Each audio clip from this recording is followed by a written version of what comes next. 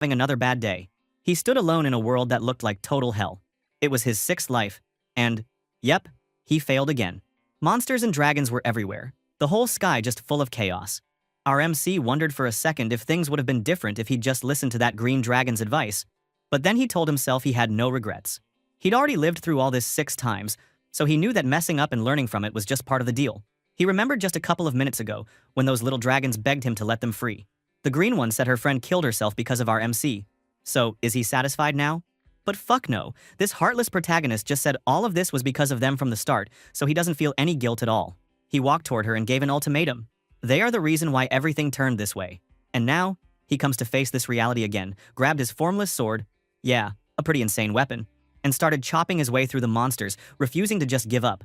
Dude fought like a beast, taking down dragons and creatures one after another, even though he was completely worn out by the end. He climbed on top of the ruins and realized, with a tired heart, that no matter how many monsters he killed, there would always be more. The system didn't care either. It flashed a message right in his face and told him Earth had entered the apocalypse state. That was basically the system's way of saying, bro, you lost. But as Jite stood there with nothing left to give, something wild happened. Huge golden clock gears started spinning in the sky. The Grand Clock Authority kicked in, which is the highest rank X skill, and time itself began to rewind. Jite finally closed his eyes, letting go of everything, and decided maybe his efforts weren't all pointless after all. The system announced that time had reset, and bam, now the world was back in the present day. Crowds filled the city streets, jaws dropping at this creepy purple gate floating in the sky. People were freaking out, telling each other to call the cops. Some confident dude tried to calm his buddy down, telling him nothing was going to happen, and even tried to snap a selfie in front of the gate. Big mistake, man. Suddenly, monsters jumped out of the gate and ate the guy alive right there, spraying blood all over the street. Phones hit the pavement, everyone started screaming, and just like that, the normal world turned into a horror movie. From that day on, purple gates popped up everywhere on Earth, and armies of monsters, knights, and all sorts of weird creatures started pouring into Earth. Humanity was about to get wiped out, honestly, but then something wild happened. Inside some people, a strange new power appeared, and that started the new era called the New Genesis.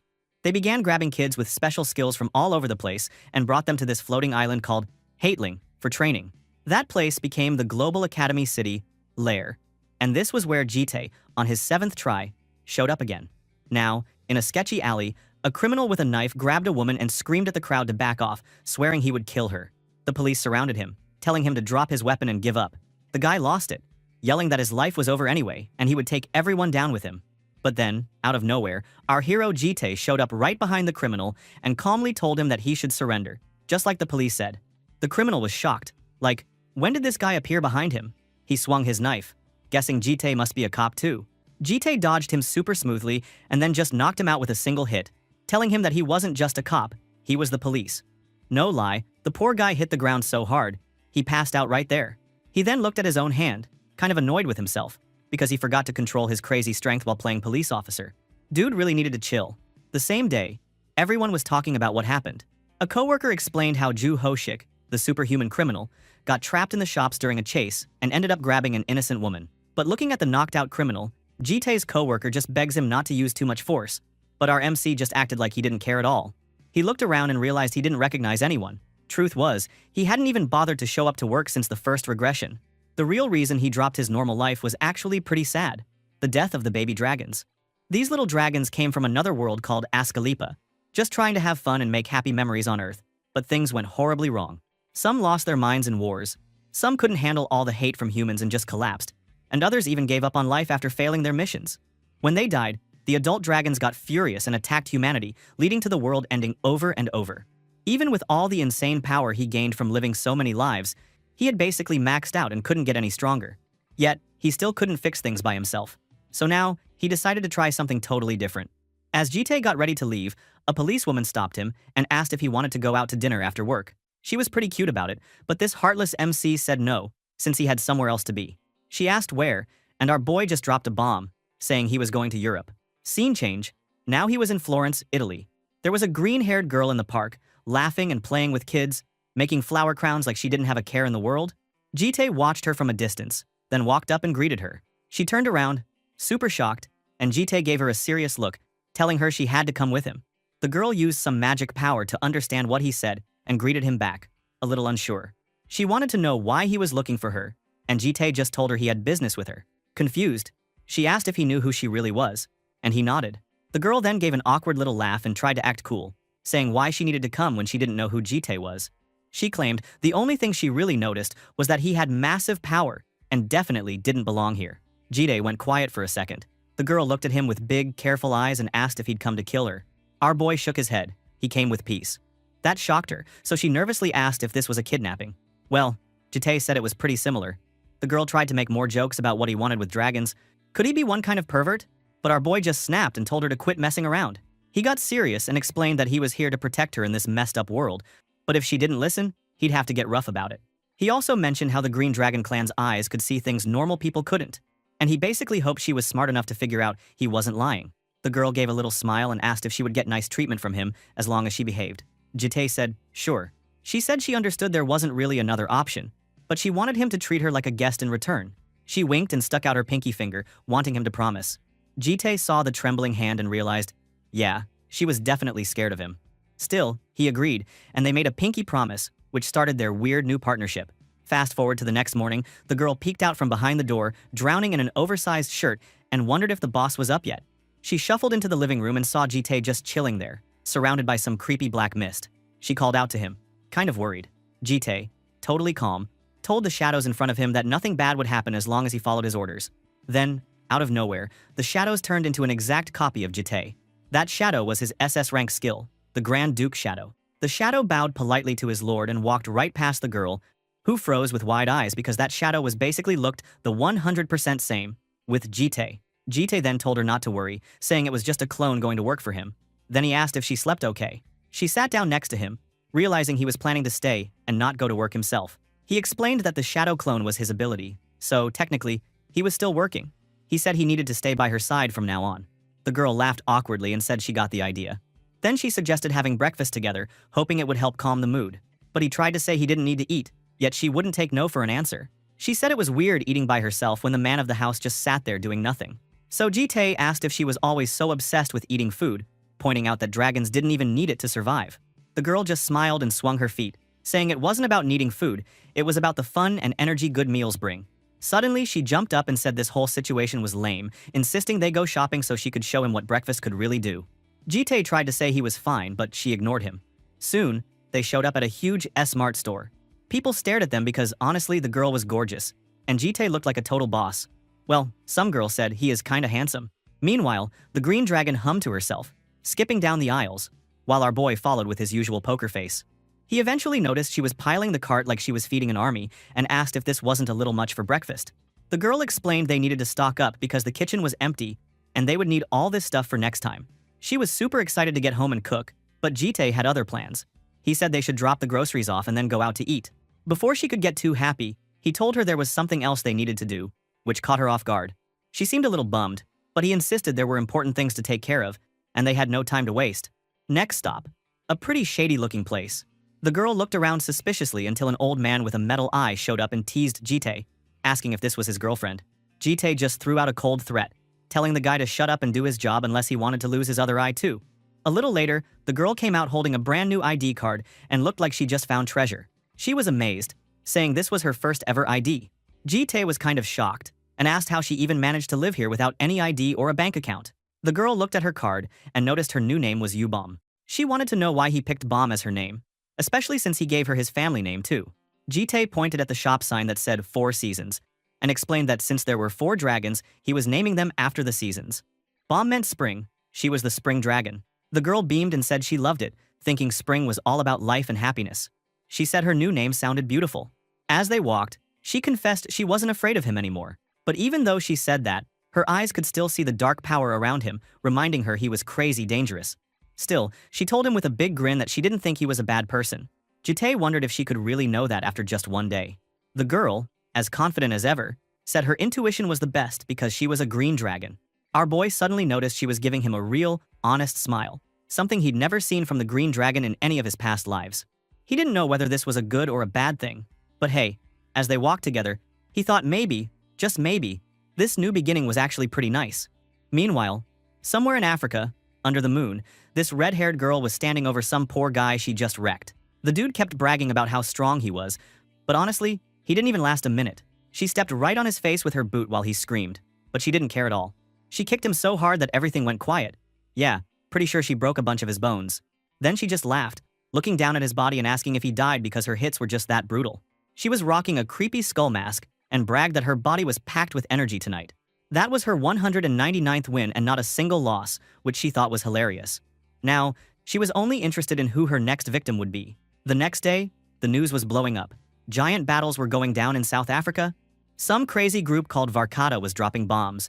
People were saying a monster named the Night Fighter was fighting the South African Union, and it was chaos. Our protagonist Jite watched these reports in his office, eyes sharp because he knew this was his cue. Bomb, the green-haired girl, knocked on his door just then, telling him dinner was ready. So yeah, our boy agreed and decided to join her. At the table, she showed off a dish that looked straight out of a horror movie. Whole fish were shoved into purple rice, all standing up like zombies, and she waited for Jite's reaction. Super confident. She said she got the idea from a sardine dish she saw in England and thought mixing it with rice would be perfect since, you know, Koreans eat a ton of rice. But honestly, these fish looked like they were screaming for mercy, and our protagonist's face said it all. He was suffering inside. So, she was basically Shion with her death food, like in Tensura? Anyway, while he tried to choke down the food, Jite told Bomb that tomorrow he was heading out to get the Red. Bomb's face turned serious. She warned him that this was going to be insanely tough. Red wasn't like her at all. She'd be a nightmare to bring in and would never listen as easily. Jite said he wanted Bomb to come help convince her, but she hesitated, saying different dragon clans usually didn't team up. Our MC was surprised, hearing that they all wanted different things. Bomb explained her style was slow and steady, but the Red Dragon clan was all about fighting, violence, and showing off how strong they were. She warned him that if he tried to force the Red, it might get super dangerous. Surrendering was worse than dying for those red dragons. Jite explained things were bad. Someone was already hunting Red, and if he waited, she was going to die. He told her straight up that bringing her was the only way to avoid a bloodbath. Bomb was shocked that he actually asked for help, since she thought he was the type who would just take all the pain by himself, no matter what. But then she gave a bright smile and agreed, since she didn't want Red to die either. She did have one little condition though. Bomb pointed out, dead serious, that Jite had to eat every bite of her food first. She had noticed he stopped eating and put down his spoon the second he mentioned Red. Our protagonist froze, realizing she was way too sharp for her own good. In the end, that poor guy ate that food while crying inside. This was worse than fighting a bunch of dragons. Next, the story jumped back to Africa, in a city that looked like it got nuked. Dead soldiers were everywhere, and the red-haired girl was standing among the ruins. She looked down at one of the bodies, trash-talking about how weak everyone was. She was actually pissed that her 200th win was so lame. Now that nobody in Africa could give her a good fight, she started wondering if she should head to Europe and check out Green.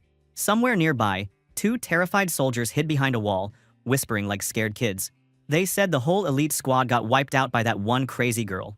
One of them just prayed that he would show up soon. Suddenly, the girl was right above those two, mocking how they thought they could hide by whispering in the dark. She attacked super fast, and just as she was about to finish them, a bright golden light blasted in and stopped her. She had to jump back, shocked by how much power she just felt. Everything exploded as the red-haired girl slashed the attack. The soldiers stared, completely freaked out that she could even dodge the attack from that man. Then, a massive armored knight showed up. He wondered if this wild girl was the famous Night Hunter. The soldiers all cheered because their savior, Javier Karma, had arrived. He was ranked 8th in the whole African Union, and he ordered his men to get the wounded out and fall back while he stood there, glowing like a boss. The girl called him Old Man, said his move was heavy, and guessed he was the boss around here. Javier looked her up and down, surprised she was a small girl under the mask. But the girl just dropped her sword to joke about people always got distracted by her pretty face, so they couldn't fight her right. Looking at how chill the girl was, Javier wanted to know why she wouldn't give up, since she could obviously feel how much stronger he was. But the girl just laughed like a lunatic, said she'd rather die fighting than ever surrender, and her weapon might be broken, but she wasn't running.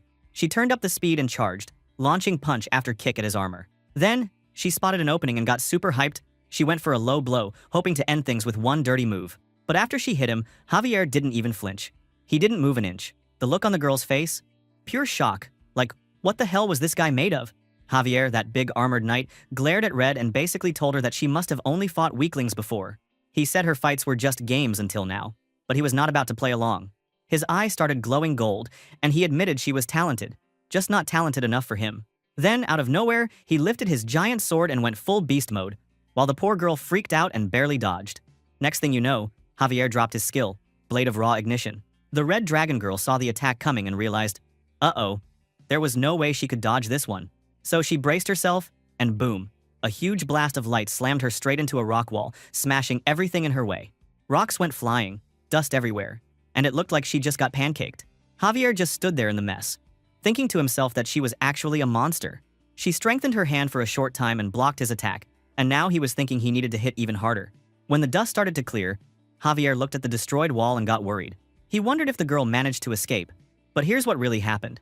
Bomb, the green-haired dragon girl, was actually hiding right behind the rubble. She was holding the wild red-haired dragon, covering her mouth to keep her quiet.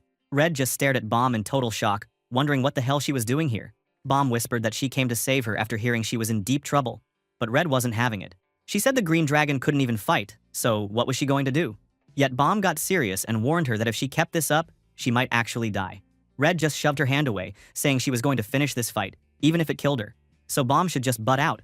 But Bomb shot her a scary look, telling her that if she died, the party would be over for everyone. She started healing Red's busted arm with her magic, and reminded her that dying wasn't just her problem, it would ruin the fun for the whole dragon children on Earth. She then switched to her sweet and innocent look, saying she really wanted to stay on Earth and asked her to help. Red went quiet for a second, realizing that the knight was crazy strong and there was no way they could run.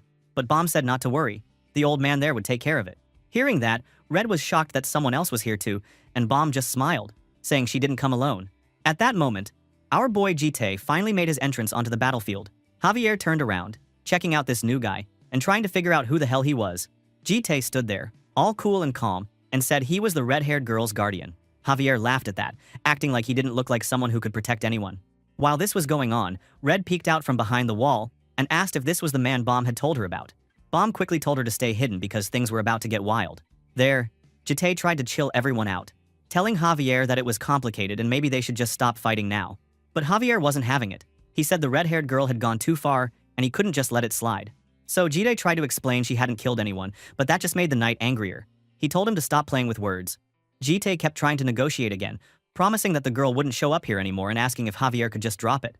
But the knight totally lost it, yelling that this was African Union territory, and as an investigator, he was going to arrest both Jite and the girl. While charging his sword with crazy golden energy, he activated his combat ability and let out a massive scream, swinging his sword with enough power to destroy the whole area. Smoke and dust shot up everywhere. Javier called out to Jite through the mess, saying that if he was really that girl's guardian, he shouldn't die so easily. But then, surprise, our boy showed up behind him, not a scratch on him, and surrounded by a creepy dark aura. Our MC just muttered how annoying this was and even joked to himself that for someone ranked 8th, this guy was not flexible at all. Javier spun around in shock, wondering when Jite even got behind him. But before he could even try another attack, Jite blitzed in and chopped off the hand holding the sword, just like that. Then he walked over, cold as ice, and told him to listen up because this was about to be the worst day of his life. He explained that as an investigator, Javier tried to arrest the red-haired girl, but instead, he ran into some unknown monster, and because he couldn't block the first attack, he lost both his arms and eyes, and the monsters got away. Javier screamed, begging him to wait, but Jite didn't care. He finished the job with one bloody move, cutting off the knight's other arm and blinding him too. Our MC figured that someone from the Union would heal the guy as long as he survived, but the fear would be burned into his brain forever. That, according to him, was the best way to control people. He thought to himself that even the violent red dragon, the so-called night fighter, was not immune to this rule. Meanwhile, Red just watched, totally horrified and stunned, and asked Bomb what kind of monster that was. But Bomb kept her cool, and simply said he was not a monster. He was a human. Red just scoffed, saying, if that guy was really human, then she must be a lizard. Bro, after all that, who could blame her for thinking that? Suddenly, Jite came and told the red dragon straight up that, from now on, she was going to live in his house, under his protection. He promised to let her do her own thing most of the time and help her out if she needed it, but then his face changed, and he got super dark, warning her that if she ever crossed his line, she'd be in for a world of pain. The poor girl started shaking, looking like she was about to run, while Bomb quickly tried to make things less scary, telling her they'd explain everything later. Red started totally freaking out, asking what the hell was with all this scary stuff, but Bomb just winked at our boy, acting like it was all a fun little secret. Our MC gave the redhead her new name, Yu Yoram, which means summer, and told her not to forget it. Then he just walked off, leaving the two girls behind, totally expecting them to follow. Bomb whispered to Red, joking that she must have grown up a bit since last time, but Red just snapped back that this was not the time for stupid jokes. While all this was happening, our boy's shadow clone messaged that the mission was done. At the same time, in the Amazon rainforest, the real Jite was chilling with a blonde girl who honestly looked like she belonged on a magazine cover. He cut the connection to his shadow, muttering to himself that he did a good job. The guy was thinking that sending Bomb instead of himself was the smart move, because Red was a wild kid, and even he might not have convinced her on his own. The blonde girl noticed him talking to himself and laughed, teasing him about talking to his smartwatch like a crazy person. Well, this girl is the Golden Dragon, and let's just say she was the type who loved attention. In her 3 lives, she was always shining, but her biggest, shiniest moment? Yeah, it was also the one where she made the biggest destruction. All that attention might look cool, but it pretty much turned toxic, so now she lived out here in the jungle, hiding out even though she was here for the game. She was playing around with Jitae's watch, when our MC just straight up asked her why she was living way out here with the wild animals instead of joining the humans if she was here for entertainment. That got her attention. She was surprised he knew about it. He explained that Bomb, the green dragon, had already told him, so he asked if she was scared of humans, and after a second, she admitted that she wasn't exactly terrified, but living with humans was a mess for her. People stared at her, chased her, and honestly, it sounded rough. No wonder she bailed. They went quiet for a bit, and then he asked if she liked bread. She looked at him like he was joking, saying dragons didn't even need food. But our boy whipped out a bag from his pocket using his magic skill, and suddenly, the whole place smelled like a bakery. She couldn't help herself, coming over to check it out. When she realized it was real, fresh bread, her eyes went huge. She started drooling at all the donuts and tarts, and asked why he brought so much. Our MC took the chance to invite her to come stay with him instead of hanging around in the jungle. He promised she'd be safe, and could play the game with the others too. The blonde thought about her mom's old warning, never follow weirdos, but then he said he'd buy her macarons, and, bro, all her resistance vanished. She was ready to go. Cut to the city, and now Red was standing outside on the balcony, leaves falling and her face showing she was still salty about everything. She was mumbling to herself about her earlier meeting with our protagonist. Bomb was inside, watching her. Then, Jitae walked in, bringing the barefoot blonde girl with him. She announced super loudly that she only came because the sausage bread tasted way better than anything in their world. Munching on a macaron, she described the taste like it was literally heaven. Crunchy outside, soft inside, the works. Looking at them, Bomb greeted Jitae, and suddenly, the blonde freaked out in pure excitement when she saw Bomb. She dashed over and hugged her super tight, telling her she missed her and saying Bomb looked even prettier than last time. The blonde then asked if Bomb lived here alone with the Mr. Bomb explained that she was also new here, and pointed out that Red was there too.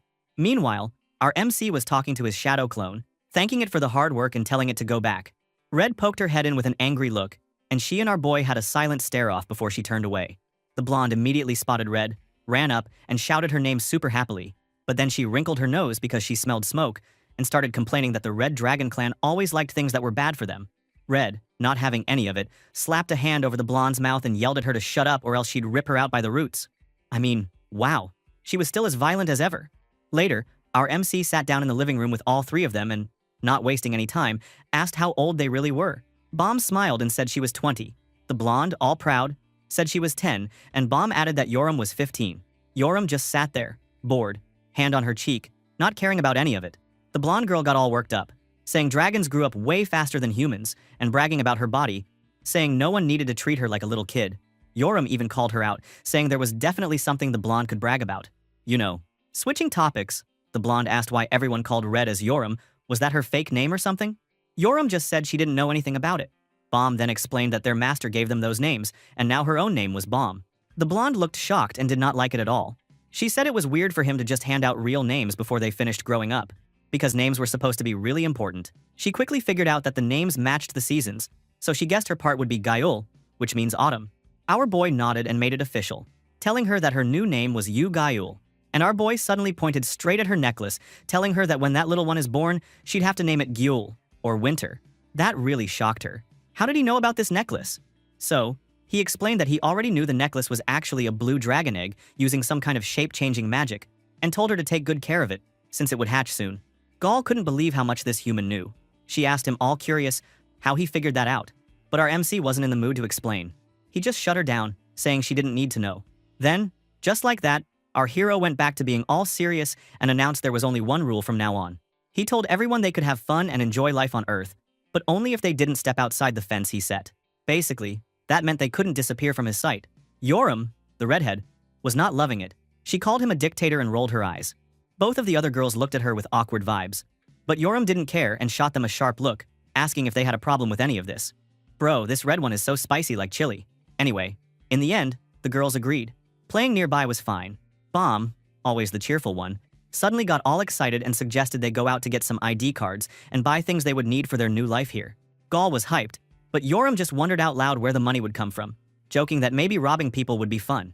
Our MC just handed Bomb a fancy black card, acting like it was nothing. He told them not to stress about money and to just go have some fun. Bomb could only thanked him but asked what the spending limit was. The guy didn't even blink. He told them they could spend as much as they wanted. Yeah, you heard that right. Is this guy rich? Damn. So, the girls went totally insane on their shopping trip. They filled up carts with all kinds of clothes and stuff, no chill at all. Meanwhile, Jitae's smartwatch started blowing up with notifications about the money they were spending. Tens of millions, bro. They even went over the limit. When they got home, everyone was loaded down with boxes and bags. Yoram was holding her new sword and showing it off, looking super proud. Gall was grinning, spinning around in her new clothes, while Bomb gave the card back to our MC, looking guilty. She admitted she was worried about spending so much money and even tried to buy him some clothes too, but the card maxed out. Our boy just reassured her that it was all good. Suddenly, Gall called for his attention, showing off her new outfit and bragging about how many pretty clothes she got. She even pulled out a shirt that matched what he was wearing, saying she bought it to match him. He said it looked good on her, and Gall was honestly thrilled. In the background, Yoram was checking out the blade she got. She told our hero it was a good replacement for the one she broke and wanted his opinion. He asked if she liked it, since she went for some high-end stuff. Our boy just nodded. It looks pretty good. But Yoram just shrugged and said, at least it wasn't trash. That girl, man, still as icy as ever. Then Gall came running over with bags of clothes, super excited, telling Yoram she got her a bunch of stuff too and asking her to try them on. Yoram wasn't having it. She snapped that she wasn't her big sister and didn't need any gifts. Bomb leaned over to our boy and whispered that Yoram was just bad at showing her feelings, and was actually grateful. But somehow, he noticed Bomb was the only one who didn't really buy anything for herself, and asked her why. She pointed to a tiny pot of a plant she'd put on the kitchen table. She told him that raising plants made her feel good. He wanted to know why, and Bomb smiled, explaining that plants bloom and create memories that last forever. Suddenly she remembered something she wanted to ask. She wondered if there was any way to really enjoy life here, even with the fence he made for them. She said food and fun were nice, but that wasn't everything for them. The MC told her there definitely was a way. He pulled out a school enrollment form and asked if they wanted to go to school. Hearing that, Yoram and Gall just stared, totally shocked. Later, the three girls came home after their school interviews looking like they'd been run over by a truck. Gall looked nervous as hell, and told Yoram she was scared she'd be the only one to fail while the other two succeeded. Yoram was already annoyed, telling someone to just shut up. But Gall turned her puppy eyes on, near tears, asking if she'd fail because she was a pig. But thank God this heartless MC just told her everyone did their best and tried to calm her down. But Gall just lost it, wailing that she definitely failed to get accepted at Lair. Bomb asked where he'd been all this time, and he said he went out to pick something up. He pulled out a box, and the smell was insane. Pure magic. Bro. Gall's eyes sparkled and asked if it was bread or macarons, but Jitae told her it was something even better. He suddenly remembered a TV show where Gall, back in her famous days, got asked what her favorite food was. The host joked that she lived on morning dew, but Gall laughed and said she was human too. Then she thought hard about her favorite food. And now, fried chicken and soda showed up on the table, and the girls all stared at it like they'd never seen food before. Yoram teased Gall for acting like she was seeing fried chicken for the first time, even though she claimed it was her favorite food on TV. Gall wasn't bothered. She just decided right then that fried chicken would be her favorite from now on. Jitae then tried to leave the room to let the dragon girls enjoy their fried chicken, but Bomb stopped him with those puppy eyes, asking if he was going to eat with them. She looked like she was really hoping he'd stay, but our boy just told them to go ahead without him. Bomb didn't give up. She got all pouty and cute, basically begging him to join them, but he stayed firm. Out on the balcony, his phone started buzzing. It was the Lair administration office. The person on the other end wanted to confirm if he was the guardian for the girls, and our MC said yes. But then he found out there was some problem about the interview. He was honestly confused, because Bomb hadn't said anything weird about it. The caller dropped the bomb. Bomb got a perfect score in the candidate interview. Not only that, but the interviewers loved her so much, they wanted her to be the student rep and do the oath at the entrance ceremony. The school was so hyped, they already asked her directly. But of course, Bomb had refused. She just said nope, not doing it. Now, the office wanted Jitae to convince her, since it was such a big chance. Our boy didn't even think about it. He just shot back that he had zero interest in convincing Bomb because he respected her choices. End of story. As he ended the call, guess who showed up behind him? Yoram, all wild-haired and smoking like she owned the place, wanted to know who he was talking to and if it was about Green, but he just frowned, then told her to use Bomb's name instead of just Green. Yoram rolled her eyes and totally mocked the name, saying it was embarrassing and asking if they were playing house or something. Then, out of nowhere, she stared at him and asked what his real goal was with this whole thing. She wanted to know why he sent them to Lair. Our boy kept it simple and said he just wanted them to do what they wanted. Yoram, being her usual savage self, shot back that what she wanted was to fight. She wanted to know if there were strong people at that school. Jite said the best of the best from all over the world were there. Yoram just snorted, calling them bratty kids. But our MC reminded her, hey, in this world, she was a kid too. That ticked her off. She smashed the balcony edge with her hand, challenging him to a real fight, saying she wanted to see just how strong he actually was if he thought he could control her. But Jite just looked at her, icy as ever, and told her to forget it and go eat chicken. That made Yoram totally lose it. She cursed, flipped him off, and called him boring, classic Yoram. As she stormed off, Gall came running up with chicken, trying to calm her down by shoving a piece in her face. Yoram tried to scream at her, but then, out of nowhere, she just bit into the chicken. And holy crap, her whole mood changed. The taste took her by surprise. Bro, that chicken had some magic in it. Anyway, let's talk about Lair for a second. This place was nuts. A giant floating island called Hateling, just circling the planet like it was no big deal. Lair was the top school for superhuman kids, the ones with crazy powers and blessings. But honestly, most of the students came from rich families or famous clans. The regular public was kind of salty about it, saying it was just a playground for the elite. Back on campus, Gall and Baum walked around checking everything out. Gall was super impressed, saying normal people couldn't even get in here. She started wondering if Jite was some secret billionaire, since he just dropped cash like it was nothing. Baum thought it was possible, saying he did act like someone rich, and Gall jumped around all happy, talking about how excited she was that everyone passed and how cool the uniforms looked. Then she suddenly realized, wait, where were Yoram and Jite? Baum explained Yoram had to go to the Blue Dragon dorms for her practical interview, and Jite went with her as her guardian. Since the kids at Lair had superpowers but not a lot of common sense, adults from their families or organizations had to go with them to keep things chill. Gall said that made sense, especially with Yoram, because, let's be real, leaving her alone was a disaster waiting to happen. Baum nodded, then explained Yoram's test was all about fighting and dueling with other students, and Gall got super hyped, wanting to go watch. But Baum dropped the bad news, she already asked, and they said no. Gall looked crushed, asking why in the world it was forbidden. Baum just shrugged and said if all of them showed up, it would cause chaos. As she looked up, bro, everyone was looking at them. I mean, where the hell are these cute supermodel-like girls coming from? All the other students on campus were whispering about them, talking about how pretty and mysterious they looked. Those dragon girls were basically celebrities on day one. The scene flipped to the Blue Dragon Academy's Changchun Hall, where things were getting wild. Inside the ring, students were bashing each other with wooden swords, the crowd screaming like it was the Super Bowl. Jite sat with a face like stone, just watching. This was just a child play for him. A coach was losing his mind, yelling at the kids to fight properly, but then a long-haired guy with a spooky smile told everyone to calm down, saying they should think about the kids' feelings and not stress them out. This guy walked straight up to them, introduced himself as Wei Yan, the head professor of the Blue Dragon Academy, and talked about how excited he was to work with the Guardians. All the other adults were fangirling over him, saying he was a legend. Jite? He just sat there, silent as ever. People kept praising that head professor, whispering that he wasn't just rich and powerful, he was also a war hero. Suddenly, the announcer's voice boomed through the hall, calling for number 124 and number 7. Our protagonist focused, eyes sharp, as Yoram walked into the ring with her wooden sword, looking totally bored. She muttered that things better not be lame, or she'd seriously run away from home. She glared at her opponent, a blonde girl, thinking this better be worth her time. The crowd went wild, trying to guess who would win. Sofia Volova or the red-haired girl? Some dude in the audience said the redhead was totally his type, but his buddy told him to focus, saying the real question was who'd win, not who was hottest. The friend was sure Sofia would take the win, since she used to be in the RIL forces, even before starting school. The RIL were basically the Russian airborne hunter forces, famous for being terrifying and putting their people through training that was basically torture. Near the arena, a giant dude was going absolutely nuts, yelling at his girl in the ring to crush it and reminding everyone just how much he expected from her. The girl, Sofia, was standing there, feeling like she wanted to disappear out of pure embarrassment. Yoram, who was her opponent and clearly loved to mess with people, spotted all this and started throwing shade.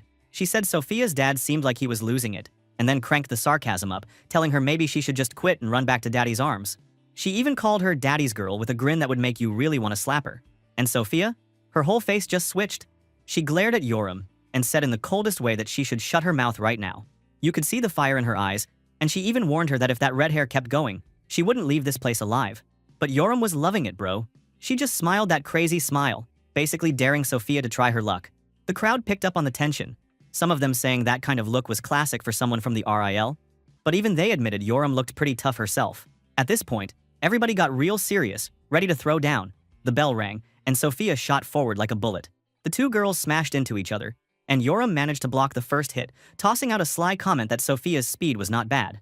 Then, with a quick move, she went for a big counter, swinging her stick and yelling that Sophia should taste this. Sophia wasn't backing down. She rushed in again, landing a hit so fast that Yoram barely blocked it, but even then, her shirt got ripped. Dude, Yoram went nuts. This was her new dress.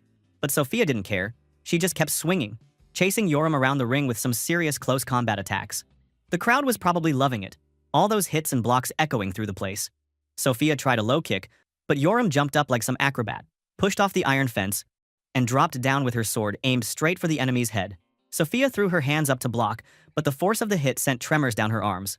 She actually whimpered from the pain. Yoram saw her chance and just went all in, attacking so fast and hard that Sophia was stuck on defense, getting pushed back step by step. Then, in a blink, she zipped behind her. She said Sophia must have thought she was strong, just because Yoram was taking it easy at first. After that, she just destroyed her, landed blow after blow, hitting Sophia so hard that she dropped to the floor, coughing up blood. She couldn't even get up.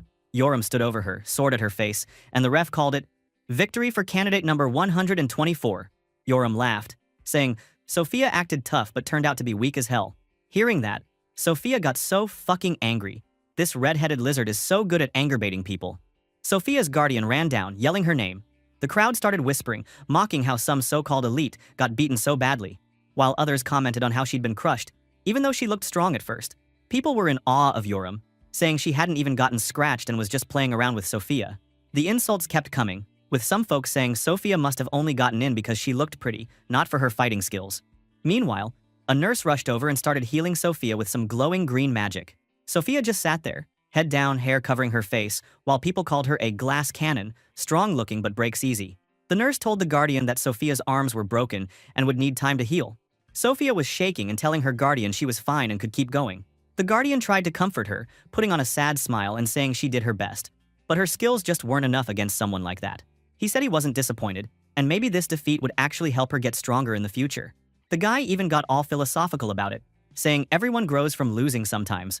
Before he even finished talking, the nurse was clearly freaked out, saying her daughter was walking to Yoram again. Then, out of nowhere, Sophia summoned a knife and, muttering in this super creepy voice, said she hadn't given up, just took a step back. There was this wild look in her eyes. She was totally losing it. Yoram was leaving the ring, thinking it was over, when Sophia shouted at her, asking where that bitch thought she was going because this fight wasn't done yet. Then Sophia just snapped, charging at her with real killing intent, stabbed her from behind. Up in the stands, our protagonist only watched all this with a cold, silent stare. Dude didn't even flinch. Yoram's eyes went dark with anger as she realized what was happening, muttering curses under her breath. She really got stabbed from behind by a mere kid. Sophia then screamed. She was going to kill her, and attacked like a maniac. The whole place went nuts. Audience and teachers were freaking out as the fight turned totally insane, like a crime scene instead of a match. Yoram finally understood that Sophia wanted this to be a real fight to the death. So, she decided to go for it as well. So, she grabbed Sophia's hair super hard and made her scream out in pain.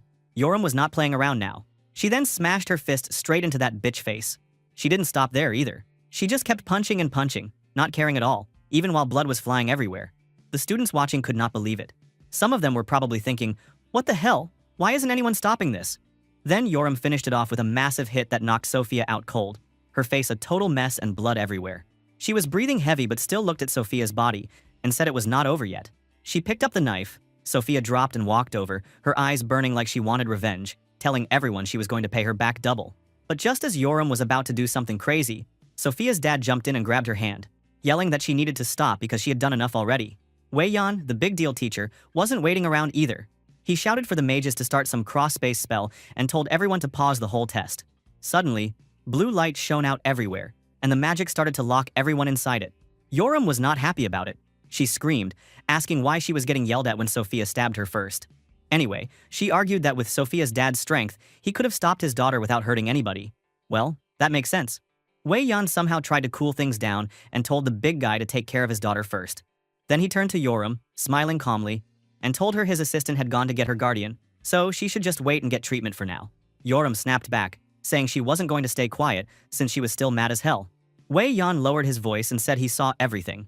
He understood her anger, but if things got any worse, he wouldn't be able to protect her. He warned her that her whole family could get dragged into trouble. He even hinted that he knew about her other sister, which made Yoram stop and stare at him like, what the hell does he know? Wei Yan pretty much threatened her, saying that if she kept going like this, everyone could also get hurt, and she wouldn't feel safe at all. He finished with a weird little smile, telling her she had to wait for her guardian. Yeah, this dude is trash. Right then, our boy showed up like a boss and told Wei Yan to stop looking for him since her guardian was already there. Jite just walked through the magical barrier like it was air and told Wei Yan to stop bothering the injured kid and talk to him instead. Yoram looked shocked, but kind of relieved, and Wei Yan looked totally caught off guard by how someone with no background like Jite could easily pass through the barrier. Next, the two guardians were sitting in Wei Yan's office. Wei Yan tried to sound chill, giving them some tea, but inside, he was thinking hard, realizing Jite was crazy powerful and he'd never even heard of this Yu family before, so he decided he'd need to check them out later. Wei Yan then started the meeting with a nervous laugh, apologizing for what happened, and said the good news was that neither girl was badly hurt. Sophia was getting treatment, and Yoram was already out of the hospital. He then suggested everyone should just let it go, since the girls would see each other at the academy anyway, and promised he'd take care of the details if the guardians said it was okay. Mikhailov, Sophia's father, sat there with his eyes closed, quiet for a bit, then admitted this mess started with them, so he'd apologize first. He introduced himself as Sophia's guardian, and explained that Sophia was just young and lost control of her emotions this time. But our boy Jite? He didn't even blink. He gave Mikhailov a cold stare and said he wasn't about to accept some apology from another guardian instead of the girl herself. Mikhailov exploded, calling him stubborn, and asked if he was acting tough because he didn't know who Mikhailov worked for. Jite didn't even flinch. He kept sipping his tea, and asked if that's how people apologized where Mikhailov was from. That set Mikhailov off. He got up, mad as hell, and asked if our protagonist wanted him to drag Sophia in there and force her to say sorry. Jite just shot with a quick yes. Wow, the tension was so thick you could cut it with a knife. Seeing everyone was so mad, Wei Yan freaked out, trying to calm things down with his anxious smile. But Jite made it clear again. He wasn't there for some apology. He wanted to know why Mikhailov didn't step in to stop Sophia when she grabbed a knife and attacked. Mikhailov shouted that it happened too fast to react. But Jite called that a pathetic excuse and asked if he wasn't ashamed to hide behind a kid and make excuses for not doing his job. That pushed Mikhailov over the edge. He stomped the floor, grabbed his collar, and threatened him in a scary low voice, asking if he really wanted to mess with the RIL organization in a tiny country like this, all while letting out some crazy blue energy. He was still trying to act tough, talking smack about the Yu family like he thought they were just some random nobodies. But suddenly, a knife was pointed at him. And of course, this shocked him in an instant. Where the fuck is this knife coming from? Jite pointed out that Mikhailov's knife was really sharp and warned that one little mistake could have ended badly. There, Mikhailov froze. He looked down and suddenly noticed Jite was holding his special dagger. Yeah, the one he always kept hidden away. His eyes went wide, wondering how the hell this nobody man could grab it without him even noticing. Jite just said the sheath was super loose, so it was easy for him to steal it. But this doesn't make sense. Mikhailov's chi sense is at its highest state. The next second, our boy was standing right behind him, whispering something super creepy in his ear. It was a threat. No one in their right mind would ignore that. He told Mikhailov to avoid empty alleyways, which honestly sounded like a warning only a psycho would give. After that, he just put the dagger back on the table like it was no big deal, told Mikhailov it was over, and said he was leaving. Mikhailov just stood there, still staring at Jite with shock and fear all over his face. Meanwhile, Wei Yan, who had been sweating bullets the whole time, finally let out a huge sigh of relief, like he just dodged a total disaster. When Jite walked out, he found Yoram waiting for him in the hallway. He asked her if she was all right.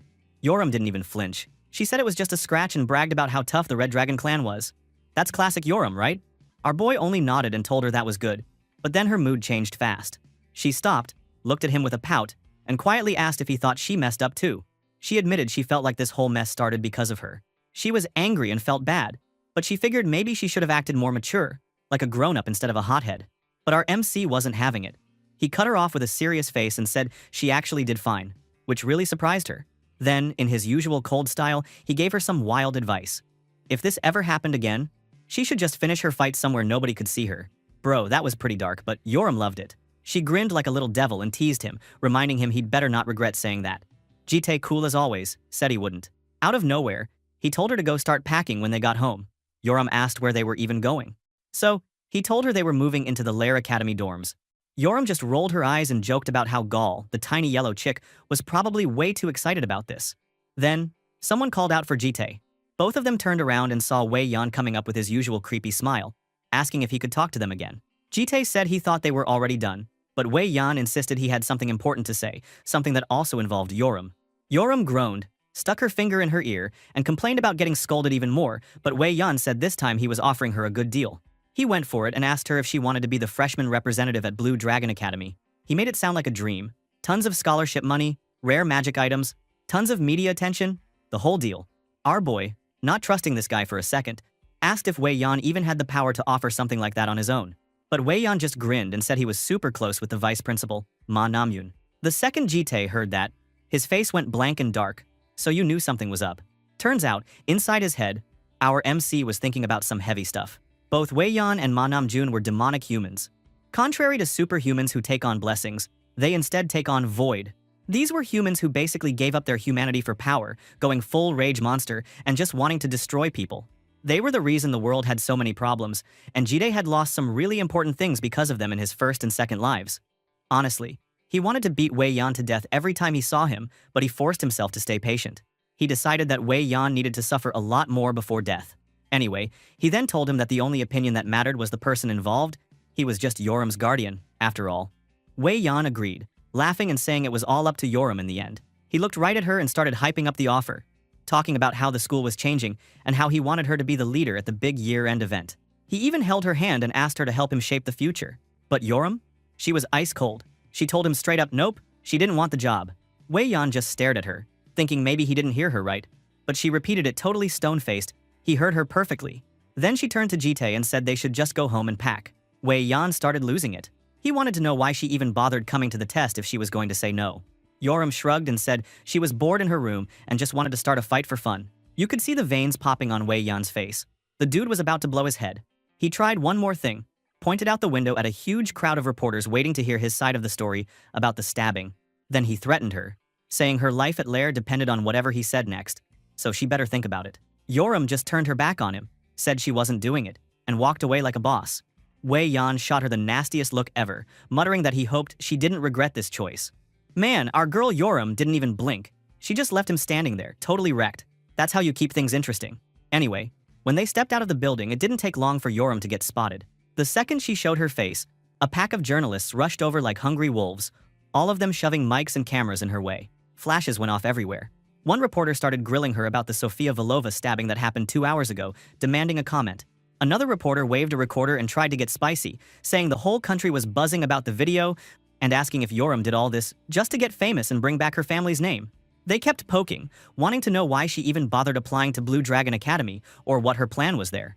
Our girl Yoram looked super pissed, but before she could say anything, our hero stepped in, telling the journalist to chill out and stop hounding an injured kid. But Yoram cut him off, basically telling him she had this. She snatched the recorder from one shocked reporter and repeated the question, making it clear she wasn't scared. Then, with the creepiest smile ever, she stared at all those cameras and told everyone exactly what she wanted. She want, sex. Damn, bro, this kid has no filter. Then the scene jumped to a super chill place, with pink cherry blossoms falling in front of some fancy building that was their new dorm inside Lair. Gaul lost her mind with happiness, throwing her hands up and screaming like she just won the lottery.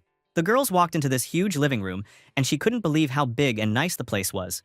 Even Yoram was a little shocked, wondering out loud if they were really going to live somewhere so fancy. Gaul didn't waste any time. She darted straight for the stairs, yelling that the best room was hers. Of course, Yoram took off after her, screaming that she deserved the biggest room. Gaul hit the jackpot when she found this giant bedroom with a massive bed and a huge TV, sunlight streaming in everywhere. She started checking it out, saying she could totally use a room like this. But then Yoram barged in, cigarette dangling from her mouth, and announced that the balcony in this room was perfect for smoking. So, this was her room now. Gaul freaked out and protested, saying it wasn't fair because she got there first. Plus, Yoram said she wanted the big room next door. But Yoram just gave her this scary look, and Gaul folded right away, agreeing to take the room next door without another word. Bro, nobody wants to mess with this red girl when she gets that look. A bit later, Bomb showed up in another room carefully spraying water on a big blue egg, calling it her little one and rubbing it really gently. Our boy came in and asked her why she was spraying water everywhere. Bomb just smiled and explained that this was like teaching a baby before it was born, because blue dragons really love water. She kept talking about how to take care of the egg, and explained that when a dragon egg is about to hatch, the magic polymorph wears off, so it goes back to its real size. She then turned to him, stating that everybody in the lair couldn't stop talking about Yoram lately. Jitae pulled up a video of Yoram's wild interview, showing her basically roasting the reporters. They laughed at the comments under the video. Some people thought she was super cool and brave, others were just making fun of her. But then Yoram's comment with the word sex popped up on the screen. Bomb freaked out and covered the egg's, ears, like she was trying to protect it from hearing bad words. That part cracked me up, bro.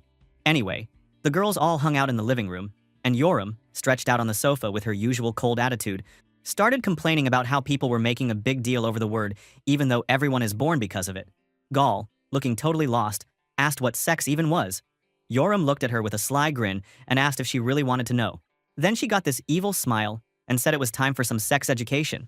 Gal looked terrified and said she really did not want to hear anything like that, and even said her mom told her to avoid knowing too much. But Yoram just kept getting closer with that devilish look, saying Gal couldn't refuse. She grabbed Gal's head and started scaring her with nonsense while she screamed and tried to run away. In the end, she gave up and cried that she would listen, just to make it stop. She yelled to Jite, sobbing and begging him to save her from this crazy situation. Honestly, poor her. Meanwhile, both Jite and Bomb just don't care a bit about these two crazy dragons. The next day, early the next morning, Yoram was still dead asleep in her room. Gal crashed in and screamed about an emergency. Yoram woke up totally pissed, swearing and asking what the hell was so important at this hour, since she'd been up all night. Gal then asked if she had been watching weird stuff again. Yoram just smirked and said she spent the night watching pornos, which made Gal lose it. She just dragged Yoram down the stairs, saying there was no time for jokes. Yoram grumbled that if this wasn't serious, someone was going to die. Downstairs, everyone was gathered, and Yoram looked bored, asking what was going on. Bomb was sitting next to the big egg and told them, sounding super tense, that Gyul was about to be hatched. All eyes turned to the egg, which was starting to crack and glow, and Gal screamed she was about to see a new life come into the world. But right then, our boy's face went dark. He started remembering a much sadder time. The last time he saw a birth of life, it was not a happy moment. His mind went back to a war zone, with a woman crying and begging him to save her baby. But his friend had to tell her it was too late. The child died right after being born. The hospital was destroyed and the world was a mess. There was nothing anyone could do. Our MC had this heavy look on his face, wishing things could have been different back then. Back in the present, he stood there with the three girls, wondering why that awful memory came back to him now. As everyone watched, the eggshell cracked open and a little blue claw poked out.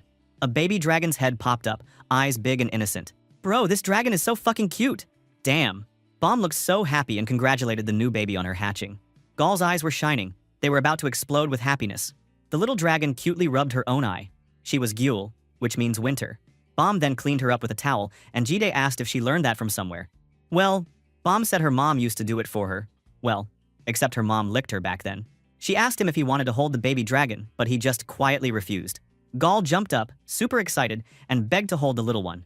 So, Bomb handed the dragon over carefully, warning Gal to be gentle because the baby's skin was still really soft. Gal promised she'd take good care of her and hug her tight. She then closed her eyes and said out loud that this feeling was super comforting and made her feel better. But then, out of nowhere, Gal's eye gave this shiny little naughty spark, and look at Yoram, asked if she wanted to hold Gyul too. Before Yoram even had time to think, she pushed Gyul right up into Yoram's face. Yoram totally freaked out, but Bomb just told her to chill out and be nicer. But Gyul just yawned all cute, not caring at all, while Yoram found herself stuck holding this wiggly little dragon and staring at her, quiet for once. Gal looked at Yoram with this proud smirk and asked if she got it now, if she finally understood why holding Gyul was so awesome. Yoram tried to act cool, but she admitted that, yeah, the kid was actually pretty cute. Then, out of nowhere, she spun around to our MC and pointed out that everyone else had held Gyul, so why was he being so weird and refusing? Gal jumped in, saying Gyul would be sad if Jite never held her. Our boy just stood there, all silent and mysterious. So, Yoram gave him this evil grin and started teasing him, saying he was acting all cool and untouchable, like he was too good for everyone. Then she threatened to throw Gyul at him and said he would have to catch her. Gal completely freaked out, screaming if Yoram was seriously about to do something that insane. Yoram's smile went full demon mode, and she announced that she had only one goal since she moved in here, to see if she could make Jite lose his cool for once. Then, bro, she actually wanted to throw the little Gyul right up into the air while Gal lost it, yelling her head off. But our boy Jite didn't even blink. He just caught the dragon baby with one hand, cool as a cucumber. Yoram groaned and said it was lame, since he didn't even react, while Gal muttered that her sister was definitely not a normal person. Bomb then came over, smiling like she was proud, and told him that he might as well pet Gyul now, since he was already holding her. Our hero looked nervous but reached out and touched Gyul's head with his finger, super gentle, asking if she was doing it right. Gyul looked super happy, and Gal started snapping photos on her smartwatch like she was the paparazzi, saying she had to save moments like this forever. Suddenly, Bomb suggested they take a group photo to celebrate Gyul's birth and came out holding a bright red rose, which made Gal's eyes pop wide open. Bomb winked and explained that she brought props just for pictures, surprising everyone with how serious she was about it. She then stuck the red rose behind Jite's ear and added a tiny blue flower to Gyul's head. Jite just stood there totally frozen. looking like he wanted to die while Yoram laughed at him, saying he looked ridiculous. But Bomb told him he actually looked good, and our protagonist begged them to just take the picture already. Yoram tried to get out of the photo, saying it was embarrassing, but Gall grabbed her and dragged her over anyway. Bro, this feels like a full family. I got a bit emotional all of a sudden. After they took the photo, our boy turned to Bomb and asked what's she gonna do to Gyul now. Bomb explained that she would teach Gyul a polymorph using magic transfer. Magic transfer is when you flow your mana into another person to teach them a spell. But there's a price. It would eat away the lifespan of the person teaching it. But Bomb was sure adult dragons like her, Yoram, and Gall had learned a spell called polymorph to turn back into human form in the world they used to live in. But little Gyul hadn't learned anything yet. She then lifted her up with a loving smile and said, "Dragons grow up super fast." So, she really wanted to give Gyul happy moments and good memories before she got too big for all this family stuff. Our MC nodded and said he'd help her with that anytime. So Bomb looked at him all pleading and asked if he could just stay by her side while she did the magic transfer for Gyul. Jite nodded, short and simple. So Bomb teased him for looking like a cold statue way over there and told him not to sit closer. He said, super serious, that he couldn't see any reason to sit so close. But Bomb wouldn't let it go. She argued that she might get super tired from the spell and drop Gyul, and then she'd feel so guilty if the little one hit her head. She was trying her best to make it all dramatic, but Jite just stared at her with his poker face. Finally, our poor MC gave in, sat down next to her, and said he really didn't have a choice, did he? The second he sat, Bomb could feel how Jite's shoulder was so hard, and suddenly whispered with red cheeks that it was hard. Jite asked, "What's hard?" And Bomb became so shy and quickly stammered that she meant the sofa was hard, not anything weird. Our boy just replied seriously that the sofa was made from expensive materials, so that was strange. To quickly change the topic, Bomb started doing her magic, a green glow swirling around her and little Gyul as the magic transfer began.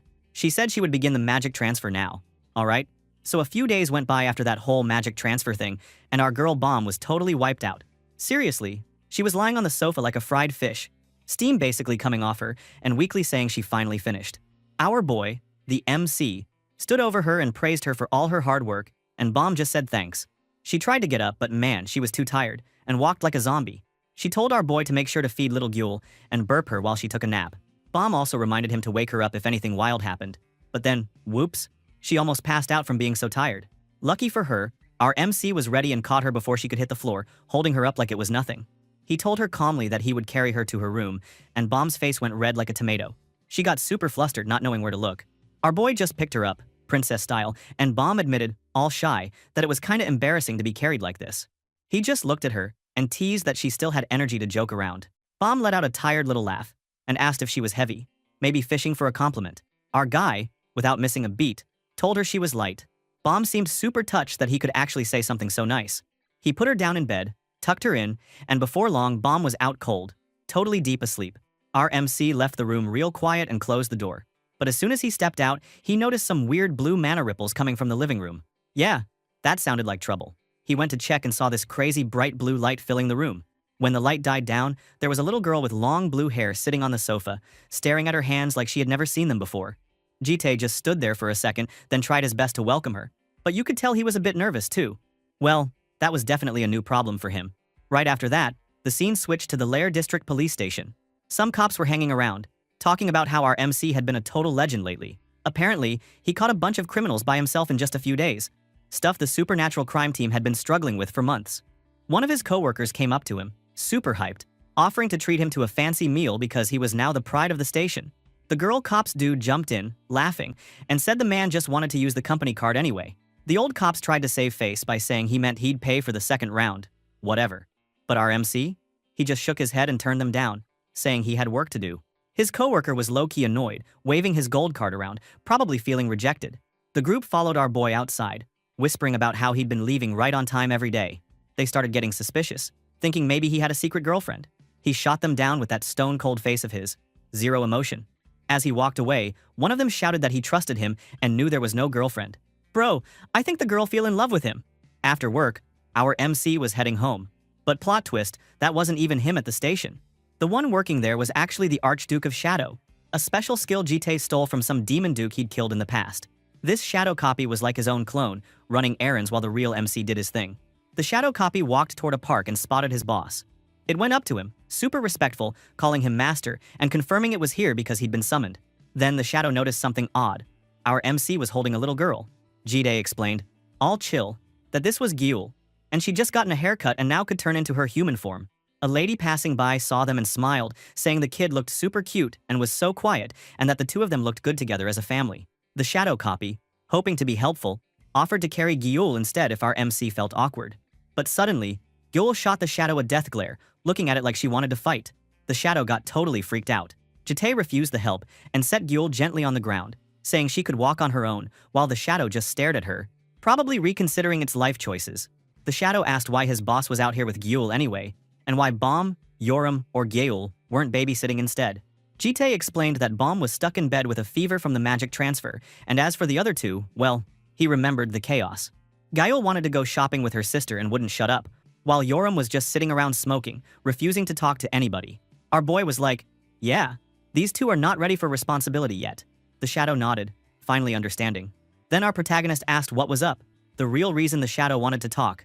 He gave the shadow a hard stare, basically saying, don't pretend you don't know, because he could feel everything the shadow did.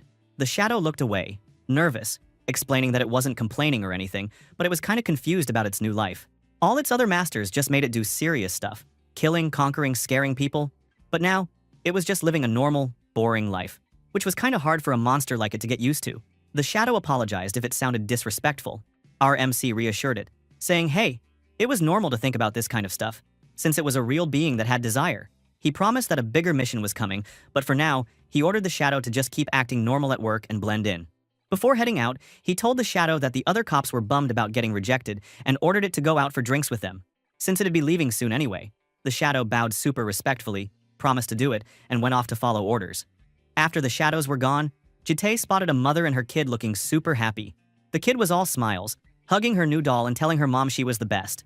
Our MC noticed Gyul staring at that scene like she couldn't look away, and he guessed that maybe, deep down, she really wanted a doll herself. He thought if he had known earlier, he would have just bought her one already.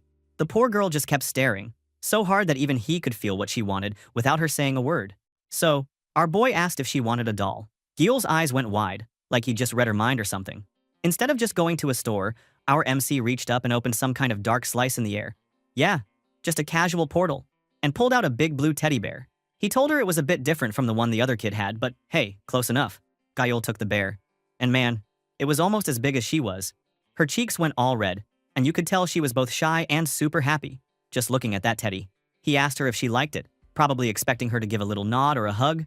But nope, she just put the giant bear on the ground and started walking away with those tiny steps, walking to our MC standing there, confused out of his mind. Seriously, what was up with that? Maybe she was angry, or maybe she just didn't like the gift. He caught up and scooped her up in his arms, thinking maybe the bear wasn't enough, and wondering what else he should have done.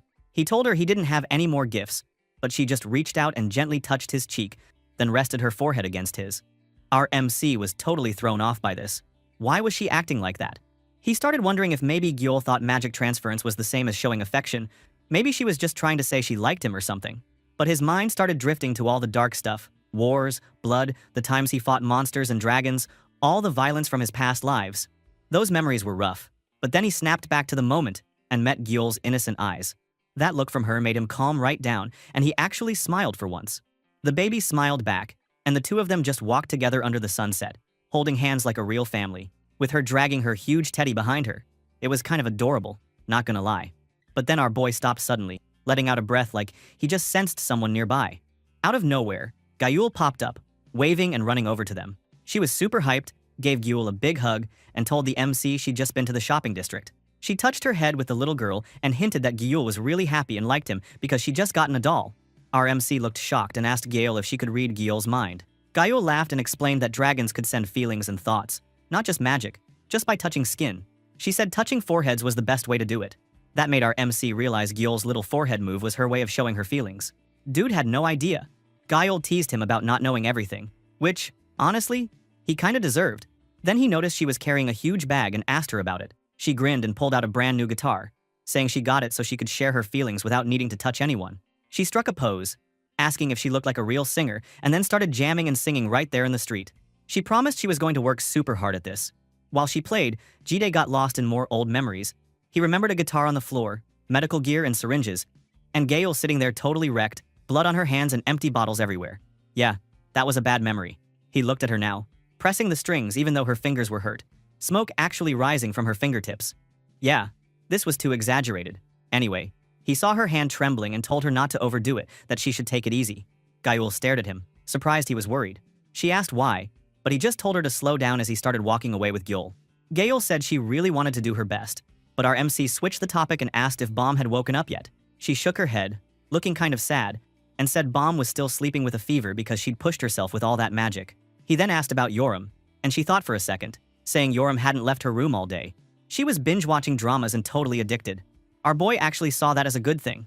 Better Yoram obsessing over shows than picking fights outside, he thought. Well, 100% valid, bro. That redhead has too much stamina.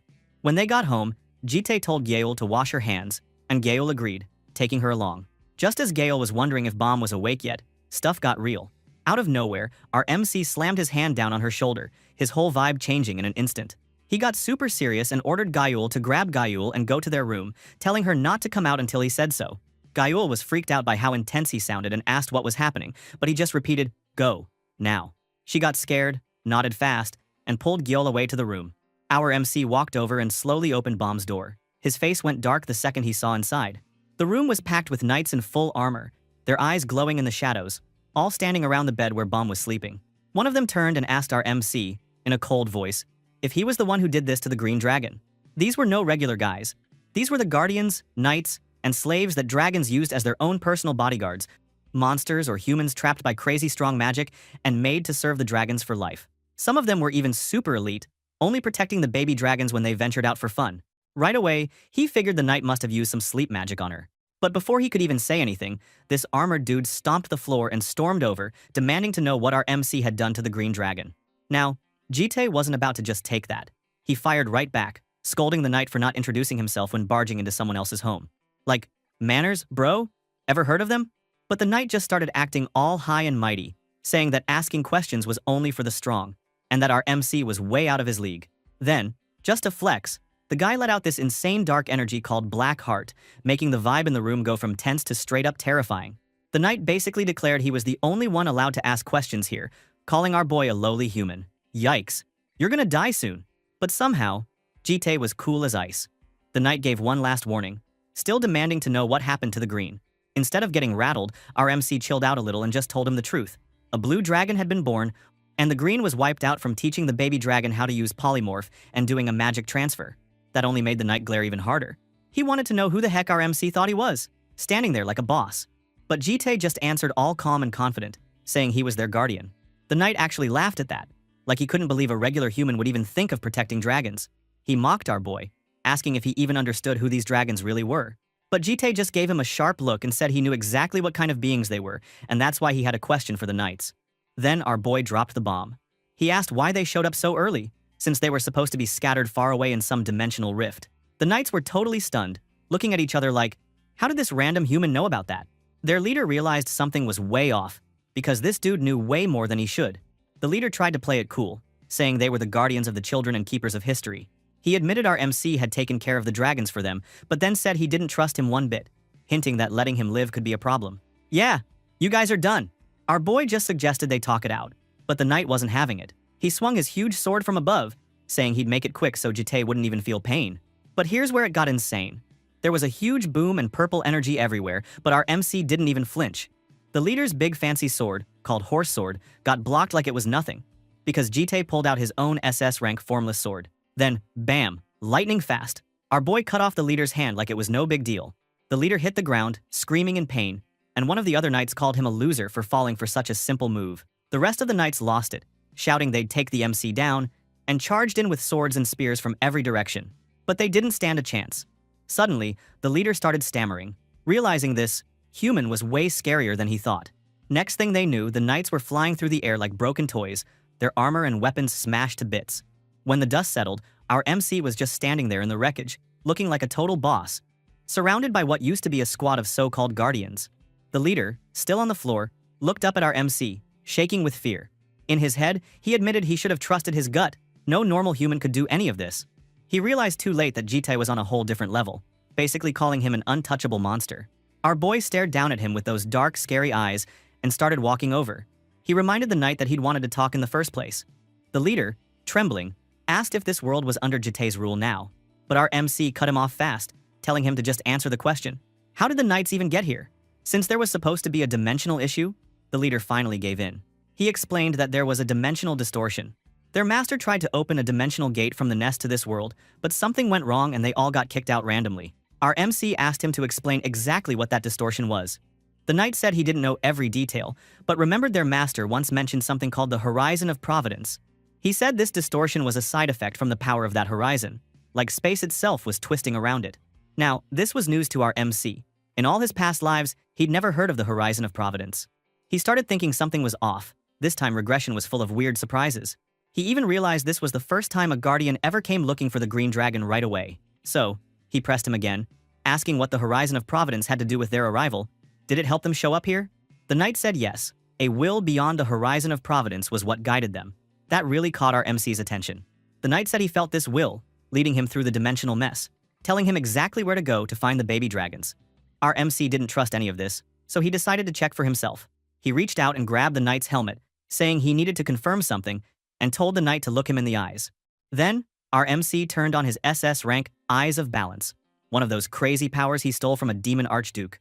Those eyes could tell the truth from a lie, and they showed him that the knight was, in fact, telling the truth. He suddenly remembered how he spent so much time wiping out every possible threat, doing everything he could to make sure weird stuff like this never happened. But here he was, facing another unknown problem, and it was driving him nuts. Seriously, our MC was pissed. Like, what the hell? Why did these unknown things keep showing up no matter how hard he worked? Not letting it go, he asked the knight about the thing hiding behind the horizon. The knight said the will back there felt nasty, like someone holding a serious grudge. It felt more like a curse than anything else. And he even guessed that maybe it was because he carried some weird essence that came from the green dragon's power. Suddenly, Jite just snapped. He slammed the knight with a solid hit out of nowhere, sending the poor guy crashing down and groaning on the ground. As the knight struggled, our MC ripped out his chest and noticed something weird. A strange light started glowing from the knight's armor. Right then, the authority of the vintage clock jumped into action, trying to figure out what was messing up the flow of time. Golden chains started wrapping around the knight, and the energy felt super intense. The chains even turned into a glowing ball, basically showing the world how much it hated things that didn't belong in the original timeline. Then, the clock, cold as ever, announced that from now on, anything coming from outside the timeline, or messing around with its own separate timeline was going to be put under the microscope. It would be seriously classified as the enemy.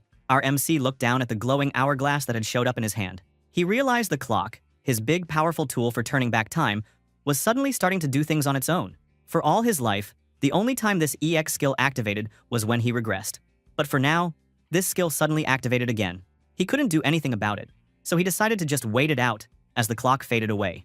The other knights started healing and whispering, pretty freaked out. They wondered out loud what the hell happened before. But our MC wasn't about to let his guard down. He turned to all of them with his weapon ready and asked what their plan was.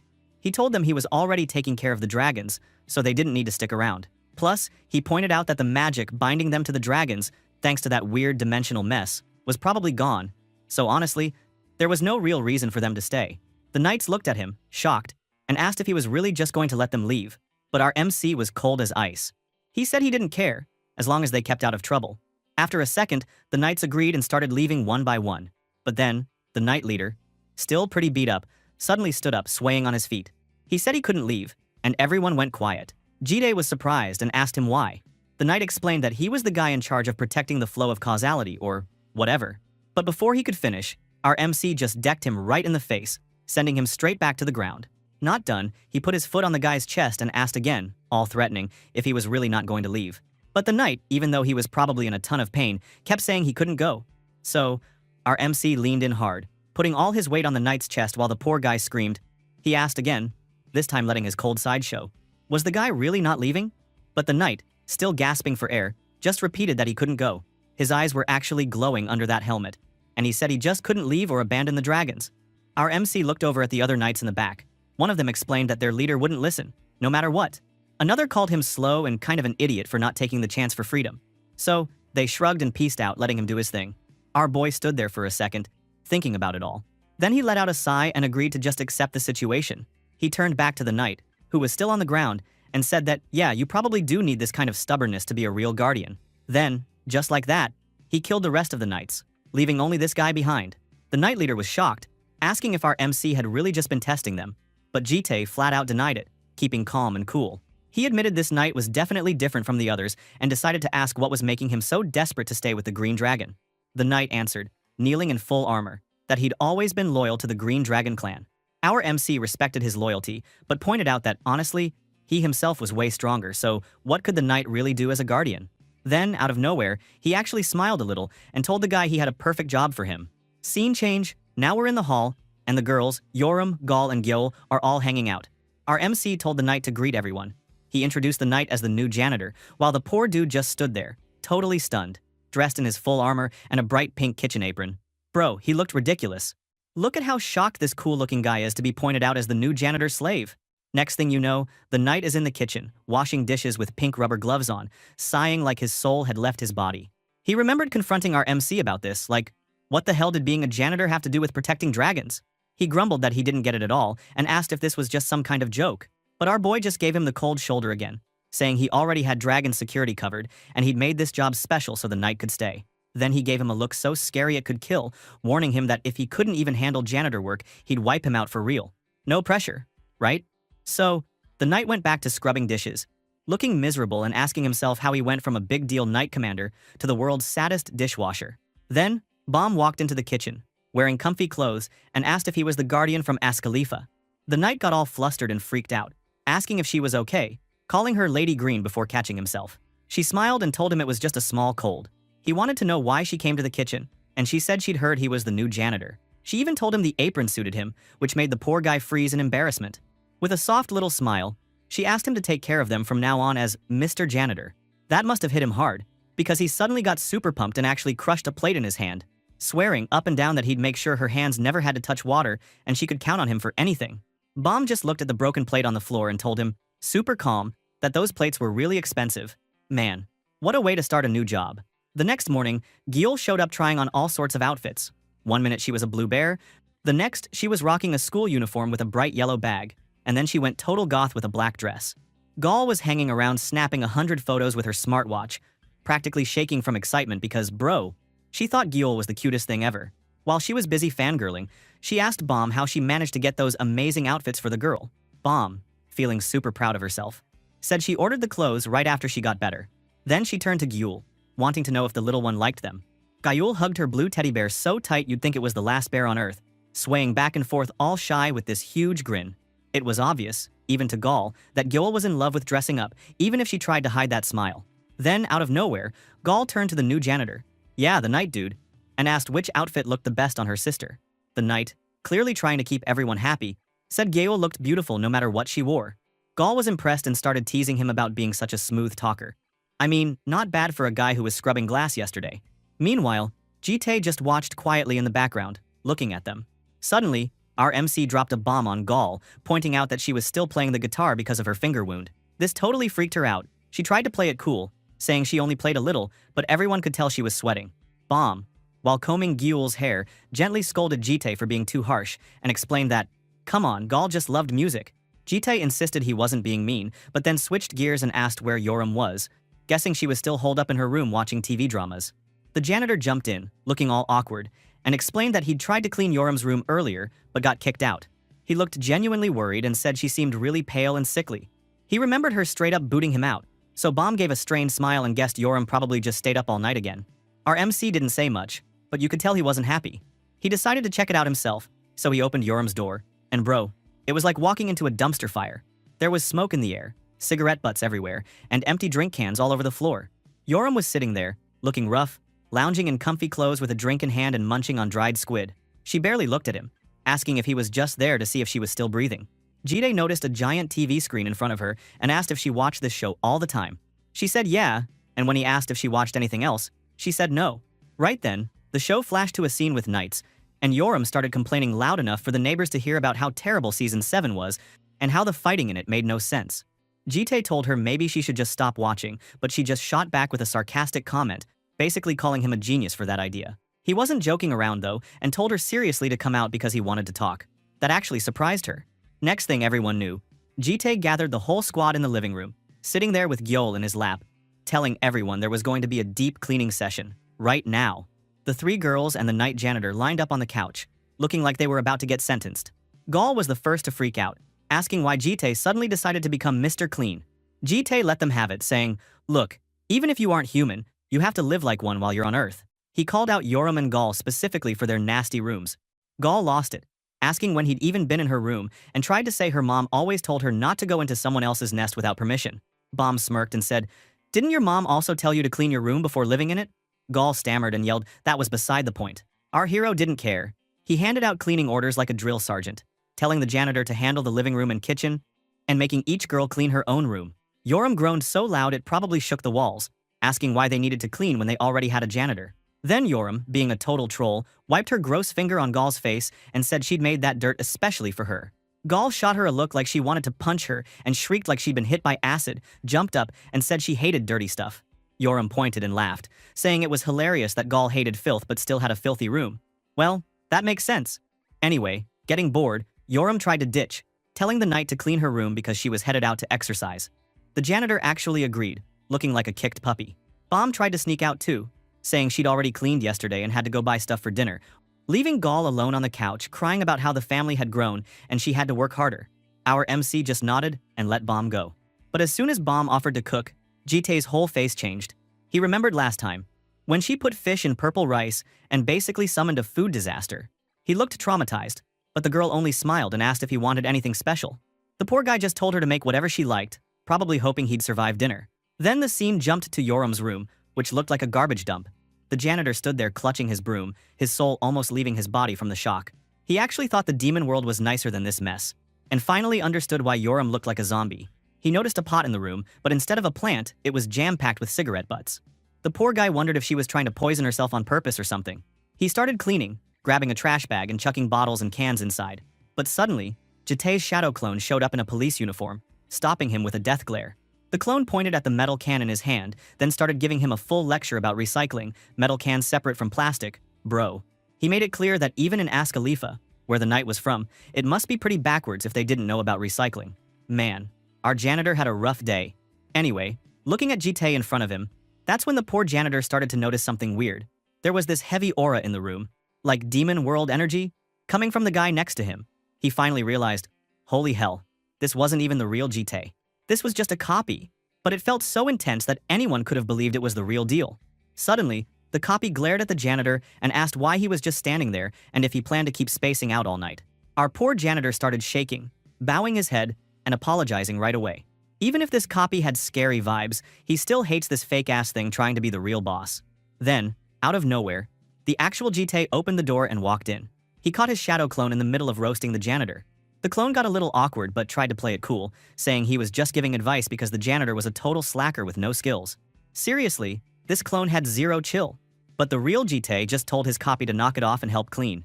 He said he'd called in backup because there was no way one person could handle the mess in Yoram's room alone. Teamwork time, whether the clone liked it or not. Hearing that, the janitor actually got blessed. He was so happy that this brat clone had the same bad luck as him. So, the deep cleaning campaign started for real. While everyone else was doing their thing, Yoram out exercising, Bomb off buying groceries, Gall and Gyol playing together, the poor Shadow, and the janitor teamed up to fight the mountain of trash. And bro, they worked at it until the sun went down.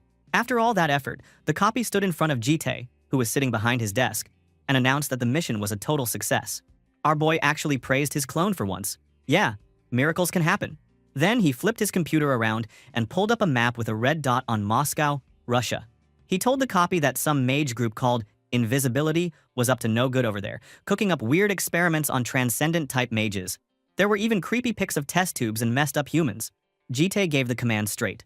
The copy had to finish police duty this week, then head straight to Russia and find someone called Prototype X. The copy didn't even hesitate, promising to get ready right away. Just as Jitae finished giving out missions, the door swung open, and Bomb popped in with a massive smile, saying she was back. The janitor greeted her, and Gall stared at the pile of groceries like she saw a mountain, asking Bomb why she'd bought so much. Bomb was super cheerful about it, saying the family had grown, so obviously they needed more food. The clone tried to sneak out now that Bomb was home, but Jitae suddenly grabbed its shoulder with a look that meant serious business. He told the copy to swap clothes with him. Right now, no arguments. Cut to the dinner table, and Bomb was shouting for everyone to eat. The food, though? It was a total nightmare. Purple soup belching weird smoke with whole fish sticking out like spears. The girls actually dug in. Gall was amazed, saying the taste was exactly like what they ate back in Khalifa, and Yoram agreed it wasn't bad. Gall wished the janitor could join them, but Yoram called her an idiot since, duh, the guy had no mouth under that helmet. Meanwhile, the poor shadow copy sat there in home clothes, sweating buckets, staring at the scary dish. He realized the awful truth. His master had swapped with him just so he wouldn't have to eat this disaster dinner. Bro, tough break for the clone. And where was the real Jite? Yes, he was outside in the garden, dressed all fancy, enjoying the quiet darkness. He totally dodged the bullet and left his poor shadow to suffer through Bomb's cooking again. That's cold, man. The next day, in a creepy old factory near Lair, our boy was wrecking this place. It was basically a horror show. Bodies everywhere, the floor all bloody, and the only sound was some demon screaming his lungs out. This demon, face all covered in blood, started losing his mind. He kept yelling that Jite was going to pay for this, and he wanted to know if he had any clue who was backing him. But Jite just stood there, acting like a cold-hearted machine. Then, without even blinking, he chopped the dude's hands clean off, making him hit the ground so hard it was like watching a rag doll. Damn, that had to hurt. He then grabbed the guy by the hair and told him, super chill, that he knew exactly who this famous supporter was. He even called him out, Wei Yan, the fancy professor at Blue Dragon Dorms, or as the demon world likes to say, the demon of the Invisibility Organization. With zero hesitation, he slammed his blade right into the demon's neck. He said he wanted to know what Wei Yan was really planning. Then, he activated his super overpowered Eyes of Balance skill, basically telling the demon that lies weren't going to work on him at all. He demanded the truth. No games. That demon? He got so scared his whole face changed. He stuttered and spilled that he honestly didn't know all the details, but apparently, Wei Yan had promised him that if the plan pulled through in 3 months, he'd get chosen for something called a seat. This seat thing was a big deal. A spot for the top 4 demons in the Invisibility Gang. If you grabbed one, you got your own army and crazy disaster-level power. Even our MC thought that was weird, since in every single past life, Wei Yan never even got close to a seat, and he definitely shouldn't have enough power for this kind of move right now. Just then, his fancy vintage clock power got weird and activated again. It felt like some evil intent was coming from way beyond what normal people can see. The clock tried tracking down whatever was messing with the laws of fate. It locked in hard on one name, Demon Wei Yan. The system even popped up a big warning, saying someone was interfering from outside the timeline and they hated the whole time regression thing. Turns out, Wei Yan somehow broke out of the normal cycle. He became a total glitch in the world, keeping all his best skills from every past life. That's not just cheating, bro. That's next-level boss hacking. Jite realized this was seriously dangerous territory. So first those Guardian freaks, now this Wei Yan guy? The universe really wanted to mess with him. Back to the demon on the floor. Now he was begging for his life, swearing that was all he knew. He told our protagonist to let him live and he'd find more info, and even threw in some sob story about his sick mom at home. As if our MC was buying any of that. He just zapped him with a lightning strike, sending his head flying. He stared down at the corpse with those scary glowing eyes, remembering how he'd warned the guy lying was useless anyway. He then used his incineration skill to turn the body into ashes, thinking that even if the guy was honest, he was never getting out of here alive. Destiny sucks sometimes. After that, he walked toward the city again, just thinking things over. He figured for Wei Yan's plan to be this big, it had to be connected to Lair. He remembered how Wei Yan wanted Yoram as the student rep at the year-end banquet, so he started piecing it all together. That event?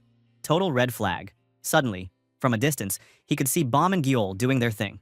2 girls were standing in front of them, totally fangirling over Gyol and calling her adorable. One of them asked for the little kid's name, and Bomb, always smiling, said she was Yu Gyol.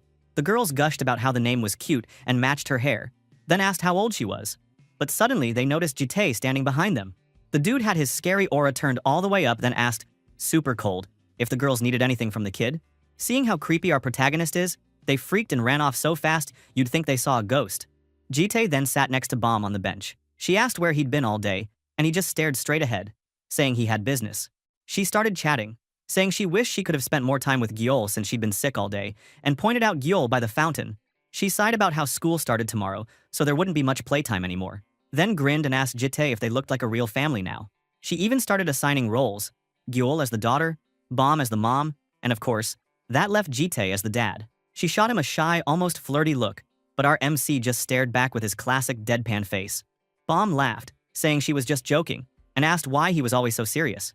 Our boy told her that if she was going to talk nonsense, she should just go home. Bomb just smiled quietly, watching him carry Gyol away, and whispered that playing really was fun. Next morning, energy was off the charts. Students were heading to the academy under a bright, sunny sky. Gal was sprinting with a piece of toast hanging from her mouth, looking like she was living her best anime life, screaming about how happy she was to finally go to school. Bomb was right there with her, asking what classes she picked and hoping they could go together. Suddenly, Bomb asked about the toast in her mouth since Gal already had breakfast. Gal giggled and explained that Bomb didn't get it. She'd heard that if you run to school with toast in your mouth and crash into someone at a corner, you'll meet your destined partner. In her head, she even imagined bumping into some super handsome dragon dude. Girl was living in a fantasy. But hey, nothing wrong with aiming high. But somehow, instead of crashing with a handsome guy, bam, she crashed right into Yoram, who was standing there with this sly little smirk.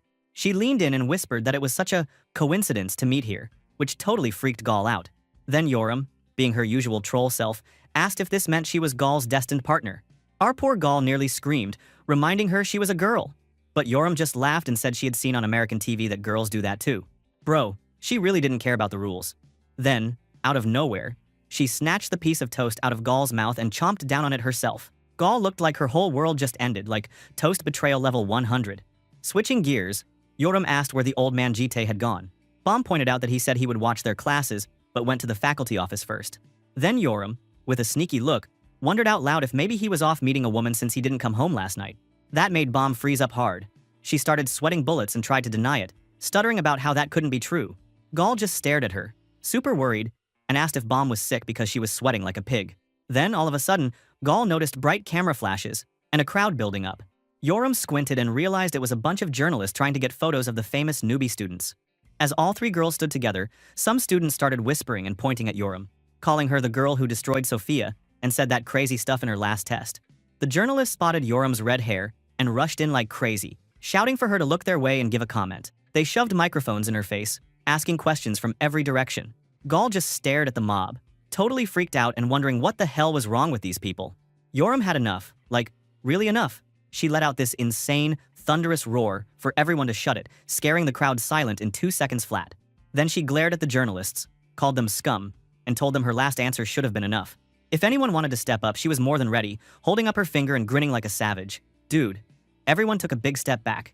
Nobody was about to mess with that. Meanwhile, back at home, Gyeol was sitting alone on the floor, cuddling her doll and staring at the door like waiting for something fun to happen. The janitor poked his head in, already regretting his whole life. He remembered Jitae's warning before leaving. The kids were at school. He wouldn't be home either. And the janitor had to watch the baby dragon all by himself today. You could just see the panic on this guy's face. This was way harder than scrubbing toilets. And he had zero clue how to deal with a kid. He tried to act chill, called her Miss Gyeol, and suggested she wait somewhere comfy until everyone got back. Gule just stared at him for a second, then turned her head away like he didn't even exist. Oof. The janitor started sweating so much it was a miracle his helmet didn't slide off. He had no idea what to do, so he ran off to clean something just to escape the weird tension. But he gave it another shot. Coming back with a new plan, he asked super gently if she wanted to read a picture book together.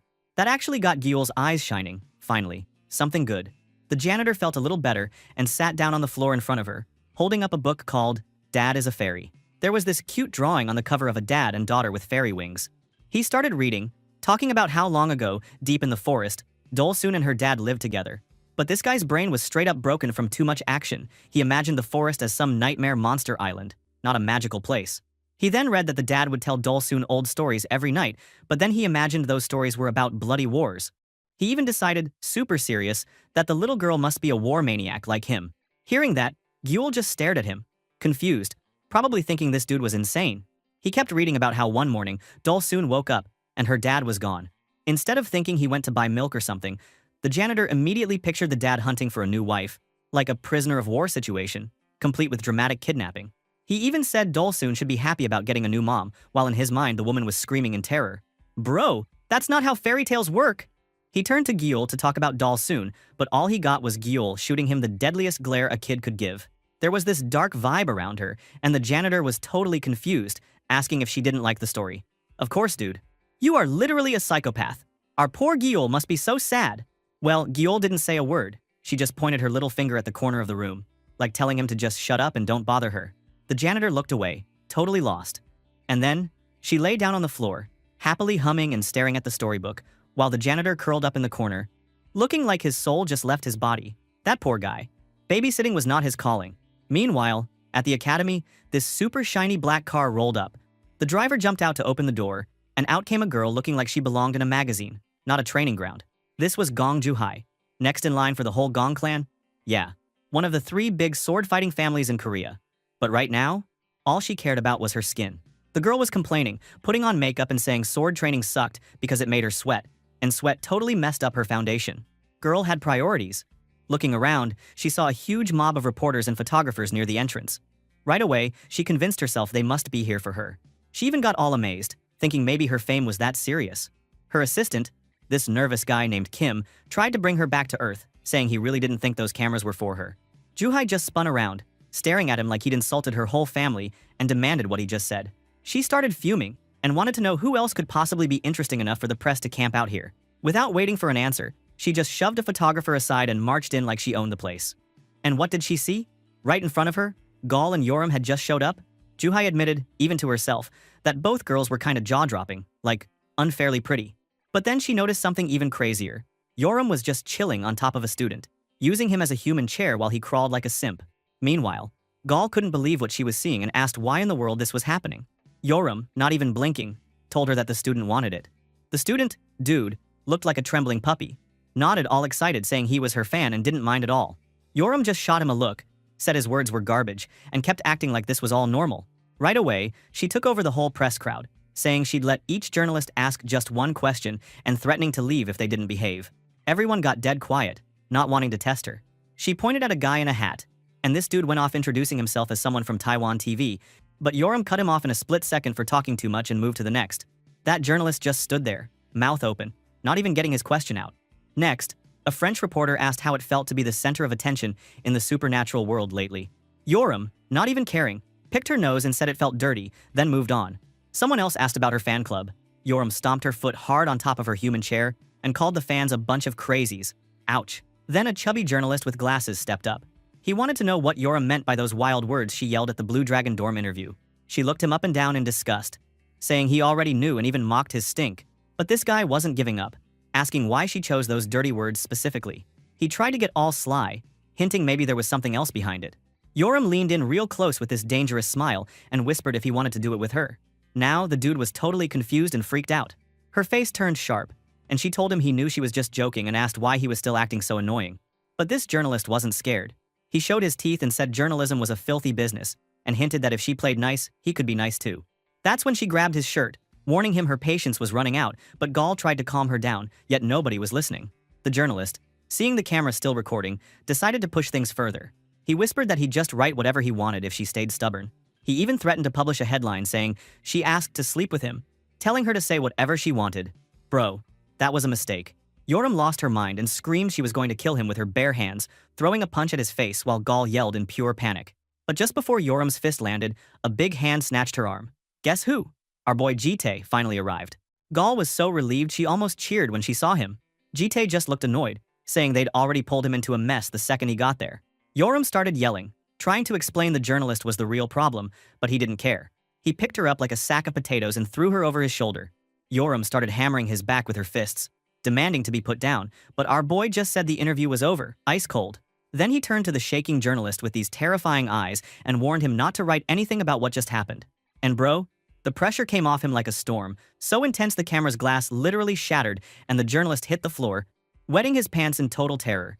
Even Yoram, hanging over his shoulder, just stared at him in shock. Our man wasn't playing around. Jite then walked off carrying Yoram, telling Gal to hurry up or they'd be late for class. Meanwhile, Juhai stood back, her eyes wide, and asked her assistant if he saw that crazy scene. The assistant said maybe they should find out which family the girl belonged to. But Juhai has a different thing in her mind. She just looked at Gal and asked how the fuck her chest is so massive. Bro, I lost my words. Even assistant Kim only face-palmed. Next scene, everyone's in the lecture hall. Professor Kai showed up, standing tall and serious. He introduced himself as the swordsmanship professor and said today's lesson was about the history of swordsmanship and the right attitude to have toward the sword. But Yoram, sitting next to Jite, rolled her eyes so hard they almost fell out, calling all that attitude talk boring and asking when they'd finally get to fight. Our boy was surprised she even stayed for the boring part, but Yoram just shrugged, saying she was used to watching boring dramas to the end anyway. She let the real truth slip. She wanted to get stronger and crush that armored guy Javier herself one day. She asked Jite why he picked this class to sit in with her instead of following Baum or Gal. And he just told her the answer was something she already knew better than anyone. He was sure the red-haired dragon was going to do something crazy again if he wasn't nearby. But Yoram said she had been totally chill lately and claimed she was innocent. Bro, not even 5 minutes passed since she almost punched that journalist in the face. Of course, our hero called her out on it, reminding her how she almost decked the reporter just now. Yoram got all defensive, saying that dude was a pig who deserved it and that he started it, not her. Then, for some reason, she slumped against Jite's shoulder, trying to get close. He just looked at her with his usual cold stare and told her to get off, saying it was hot. Yoram gave him this sly smile and teased him, asking why he was acting like that when most guys would go insane for this kind of move. She asked if he was shy or something, but our boy ignored her completely, staying silent like he was made of stone. Yoram made a pouty face, looking all offended because he didn't give her the reaction she wanted. Soon, she put her head down on the table and whined that this was boring. Jide told her straight up that studying isn't supposed to be fun, but she added she wasn't even talking about studying, she was talking about him. Yoram shot back that even a kidnapper should be at least a little interesting, and that she thought he'd be some kind of psycho, not this cold and flat like a stone. She said she'd been expecting wild, exciting days after meeting someone like him, but ended up with nothing but boring family vibes. Jite replied that she should find the chaos on the way to school exciting enough. But Yoram's eyes lit up like a maniac, saying she wanted more fighting, more chaos, and the adrenaline of crushing her enemies, not this boring stuff. Right on cue, Professor Kai noticed the crazy battle-hungry look in Yoram's eyes and, instead of being scared, actually seemed happy about it. His eye glowed with a weird green light as he muttered that he had just the cure for someone like her. Then, in front of the whole class, he ordered Yoram and her guardian to stay after class. Yoram just glared at him with pure rage and nerves. Yikes, she was in for something. Fast forward to the next scene. Yoram was stuck in the sports equipment warehouse, cleaning wooden swords with the look of someone about to explode. She was so mad, slamming stuff on the ground and yelling that cleaning was 100 times worse than getting beat up. She said her anger just got worse the more she thought about it. Our MC, though, just told her in his "I don't care" voice to quit whining and keep wiping. Yoram, always looking for an easy way out, suggested they should just call the janitor guardian from home to do the dirty work, since that guy loved cleaning anyway. And our boy asked her, dead serious, who would watch Gyul then? She just scowled and muttered that blue was useless. She suddenly changed the topic and asked if he was a good student when he was a kid. Jite, not even looking up, said he never had time to study. Yoram snorted at that, calling him empty-headed and saying, no time is just a lame excuse. He then explained he was busy trying to stay alive, because things were pretty much war all the time back then. That shut Yoram up for a second. She wasn't sure if he was messing with her, and asked what that would make her if he was telling the truth. She got all serious, lit a cigarette, and hit him with a real question. Did he think life was fun? Jite answered her with the deadest eyes possible, saying life wasn't the fun and games she imagined. Yoram was surprised, honestly not understanding why anyone would live that way, and told him if she had his kind of power, she would never waste her life in boredom. She joked that maybe he was just burnt out from being too powerful. Our boy just looked tired and old, and said the real reason was that life just kept going. He couldn't give up even if he wanted to. Yoram made fun of him, saying he sounded like a depressed teenager, so he just told her coldly to shut up and finish cleaning. Bro, he had no energy for her nonsense. At night, now Yoram was messing with a Rubik's Cube, looking bored as ever while the janitor guardian cleaned around her like it was his life's mission. In the background, Bomb and Gyul were playing with toy blocks, doing their own thing. The guardian kept hovering around Yoram, watching her struggle with the puzzle, which made her lose her temper. She yelled at him to stop staring because he was making her lose focus, and the poor guy apologized, shaking like a leaf. She then flopped onto the couch, looking bored, while the guardian just watched her with pity. Bomb gently asked if Yoram was still upset about the journalist thing from this morning. Yoram said no. It was just because life was boring, and she hadn't had a good fight in ages. Then, out of nowhere, she called Bomb a big sister, and Bomb pretty much had a heart attack. She jumped up and asked if Yoram needed to go to the hospital, acting like she couldn't believe her ears. Yoram gave up and just called her you from then on. She then suddenly got deep, sitting in front of her and asking what she lived for. Bomb was surprised, and whispered to Gyul that Yoram must finally be hitting puberty. Yoram screamed, saying she could hear her, and why Gyul was also agreeing to that bullshit. Then she told them how she asked Jite what he found fun about life, and repeated his answer, that life just keeps going so you can't give it up. She said that dude clearly didn't feel any joy at all, and declared that the whole point of living was to feel happiness. There was no point otherwise. She pointed at Gal, who looked super happy just eating, and how Gyul was happy when playing with her teddy bear. As proof that some people got it right. People would want to live for happiness. Bomb tried to say maybe Jite just hadn't told them what he liked, but Yoram cut her off, telling her she was exactly the same, mysterious, unreadable, and honestly, boring. She challenged Bomb to name one fun thing in her life. Bomb's eyes sparkled and she dropped the bomb. She thought Jite was surprisingly shy sometimes. Yoram was so shocked she just stared. She called that nonsense, saying Jite was just a cold-blooded psycho. But Bomb smiled and said at first she thought so too. But now she thought he had a cute side. Yoram suddenly said her smile was so creepy that it was scary. Then, unable to handle it, she pounced and started tickling Bomb while Bomb squealed and tried to escape. She asked if they are dating or something. But there, Gyul just watched them both with disappointment, holding her doll while wondering why these two dragon is not mature at all. Man, these people really had their own weird version of family bonding. Out of nowhere, Gall came charging up the stairs like a rocket and told everyone that the whole Lair community was talking about Yoram and, get this, a fan cafe had just been made for her. But looking at those two dragon-looking sus, she blushed hard and said sorry for interrupting. Hearing that, Yoram yelled that she got the wrong idea. The next morning, our boy was wearing his shirt, looking completely unfazed, as usual. God damn, he looks so ripped and fine. Bro, I know you are majestic as hell. Anyway, the door swung open, and Bomb peeked in, calling his name sweetly. She looked a bit nervous, hesitating for a second before telling him she had a request. But when looking at those 8-packs, she got shy and apologized. But Jitae just told her it was okay to come in after he finished getting dressed. Bomb then walked in, all dressed up in her neat uniform, and asked him, super shyly, if he could go with her today. Man, she looked like she was working up all her courage just to ask that.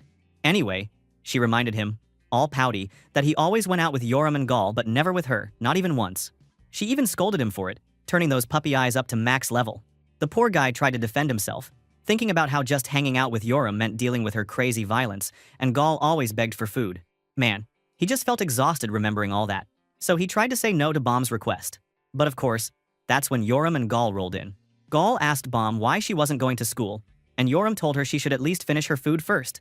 Then Bomb just dropped the bomb. She announced she was asking their master out on a date. Gall looked ready to faint, while Yoram guessed, being all realistic, that Bomb just wanted a guardian to go with her. Gall took it seriously and asked Jitae why he never went out with Bomb, saying it felt like he was favoring Yoram and herself. Our boy denied it, but Gall just laughed with some toast in her mouth, saying favoritism was bad but she got it. She started talking about her mom, who met tons of guys but only liked a few. Yoram was totally impressed by that, calling Gall's mom amazing. Bomb, though, looked lost in thought, wondering if the men left behind by Gall's mom felt the same as she did now. Jitae asked what she meant, and Bomb snapped at him, saying he kidnapped her and then acted like she didn't matter. Like ignoring a fish after catching it? She looked sad and pretty lonely, honestly. Yoram stepped in, saying she understood why our protagonist always watched them, since trouble followed them around, but this time, she promised not to cause any problems and asked him to go with Bomb. She reminded him that he couldn't babysit them all forever. Our MC thought it over and finally gave in. Hearing that, Bomb was so happy, then winked at Jitae like she just won the lottery. Bro, I think she really likes our MC. Fast forward, and now they were at the academy in this big fancy hall filled with students. Staff nearby whispered about Bomb's beauty and how she crushed the interview with a perfect score. Some of them wondered about her family, and one jerk made fun of the U family name, calling it low status. Bro, what a snob. Our hero just sat there behind them, overhearing everything.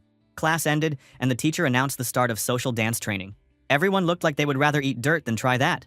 The teacher teased them about being shy, saying they needed this because they'd have to dance at high-class events for their families. She basically said the real embarrassment would be if they didn't know how to act in a fancy setting. Then she told everyone to find a partner. Suddenly, the whole room turned awkward, with kids trying to look cool while finding a dance partner. Now here's the funny part. People were shocked Bomb didn't have a partner since they thought every guy would be lining up for her. But she stood alone, like she was surrounded by some invisible wall. People whispered that she just seemed untouchable, like even trying to talk to her was scary. The professor noticed Bomb was still solo. Bomb, a little nervous, admitted that she wasn't exactly popular. The professor, being nice, offered to partner up with her because she was so pretty. But then Bomb surprised everyone by asking if her guardian could be her partner instead. The professor was so stunned she just agreed. And then Bomb ran at Jitae so fast it was almost a blur. Then, she held out her hand, basically dragging him to the dance floor. He looked kind of annoyed and admitted he sucked at dancing. Bomb gave him these big, watery eyes, begging him not to ditch her now. Our MC had no choice. He just sighed and gave up. The dance lesson started. The professor told everyone to hold hands and follow the rhythm. Jitae stood in front of Bomb, who looked away, all shy, while he actually trembled a little. She noticed how awkward he was and asked if he was embarrassed to touch her. He denied it, acting cold as usual, but Bomb grabbed his hand tightly, which totally threw him off. She explained that holding hands didn't mean they were suddenly in love or anything, and he just said, he got it. But then she got all serious and warned him he better not mess up and ruin her grades. That was a real threat. They started dancing, and actually moved together really well. Bomb thought to herself that her master's hands were sweating buckets. And not just his hands, his back and chest too. She wondered what the hell made him so nervous. Right then, Bomb pictured he ripped muscles under his shirt, and her face turned bright red. She got so flustered she tripped, but our boy grabbed her before she could hit the floor. Their faces ended up super close, and suddenly Bomb's nose started bleeding. Bro, just kiss already, god damn it! Next thing, they were outside the hall. Bomb sat there, sipping juice with a tissue in her nose. Our MC asked if she needed a hospital, looking a little worried. Bomb was confused and said she felt fine, didn't even hit anything. But Jitae thought it was weird. Why the nosebleed? But Bomb totally avoided his eyes and said she had no idea. She then changed the topic, saying the important thing was he danced way better than she expected. She stared at him sharp and asked if he learned dancing before. Our boy remembered, for a second, dancing really well with another woman at night, promising her he would get better.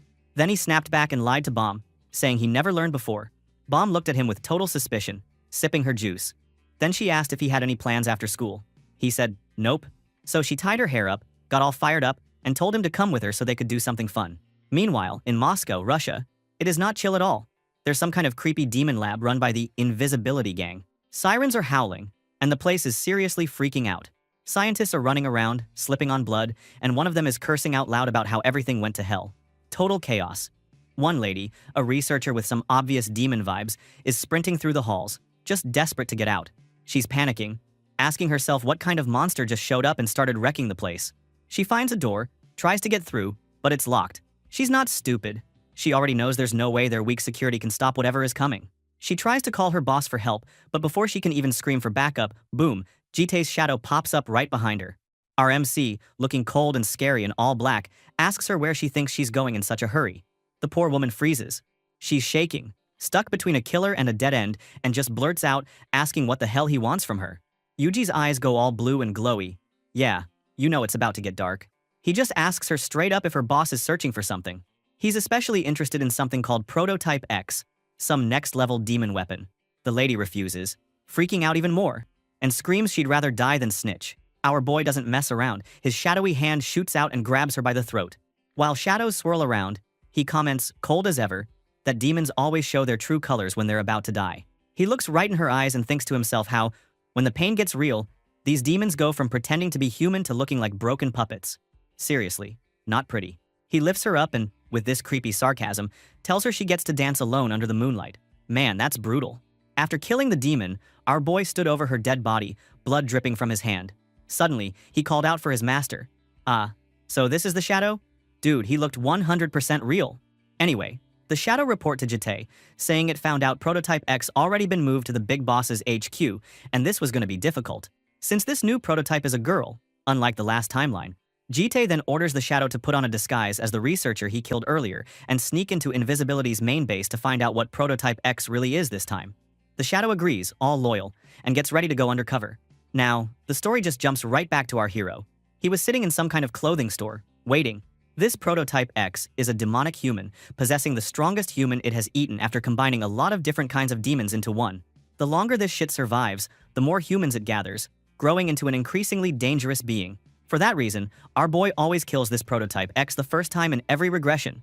But this time, the information is different from the previous regression, making the search extremely difficult. Even the vintage clock explained that someone sent the malice and deviated the world's timeline. Well, it doesn't matter. He would kill that X, and never let anyone disrupt his daily life. And now somehow, our boy was dealing with another kind of danger. Bomb, the green dragon girl, calling him from behind a curtain. She wants him to look at something. So he turns around, probably expecting something basic. Yeah? Nope. Bomb struts out in a seriously bold black swimsuit with a see-through cover, grinning and asking if it looks good. Bro, this girl is a menace. Of course, Jitae looks away and asks what the hell she's doing. Bomb laughs, all casual, and says summer is coming so she wanted to buy a swimsuit. Then, get this. She invites him to come inside the curtain to check it out close up, since he can't see well from out there. Our boy is like, is this that fun thing you wanted to do? Because if so, wow, what a prank. Bomb just pouts, saying it's super fun for her. Jitae warns her, real serious, not to get too weird with her jokes or else she'll see his bad side. He was not playing. But Bomb just keeps up the teasing, and when they leave the store, she hums and asks if she should just buy that swimsuit. Jitae tries to change the topic and tells her if she's done, they should head home. But Bomb suddenly gets serious and reminds him the real reason they came out, buying gifts for the other dragon girls. Our hero is kind of surprised. Gifts?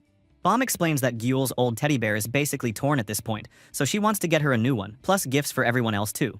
Our boy asks what she's thinking for the others. Bomb says Gall only ever buys clothes and doesn't care about anything else, so she's getting her a nice wallet for when she starts hanging out with friends.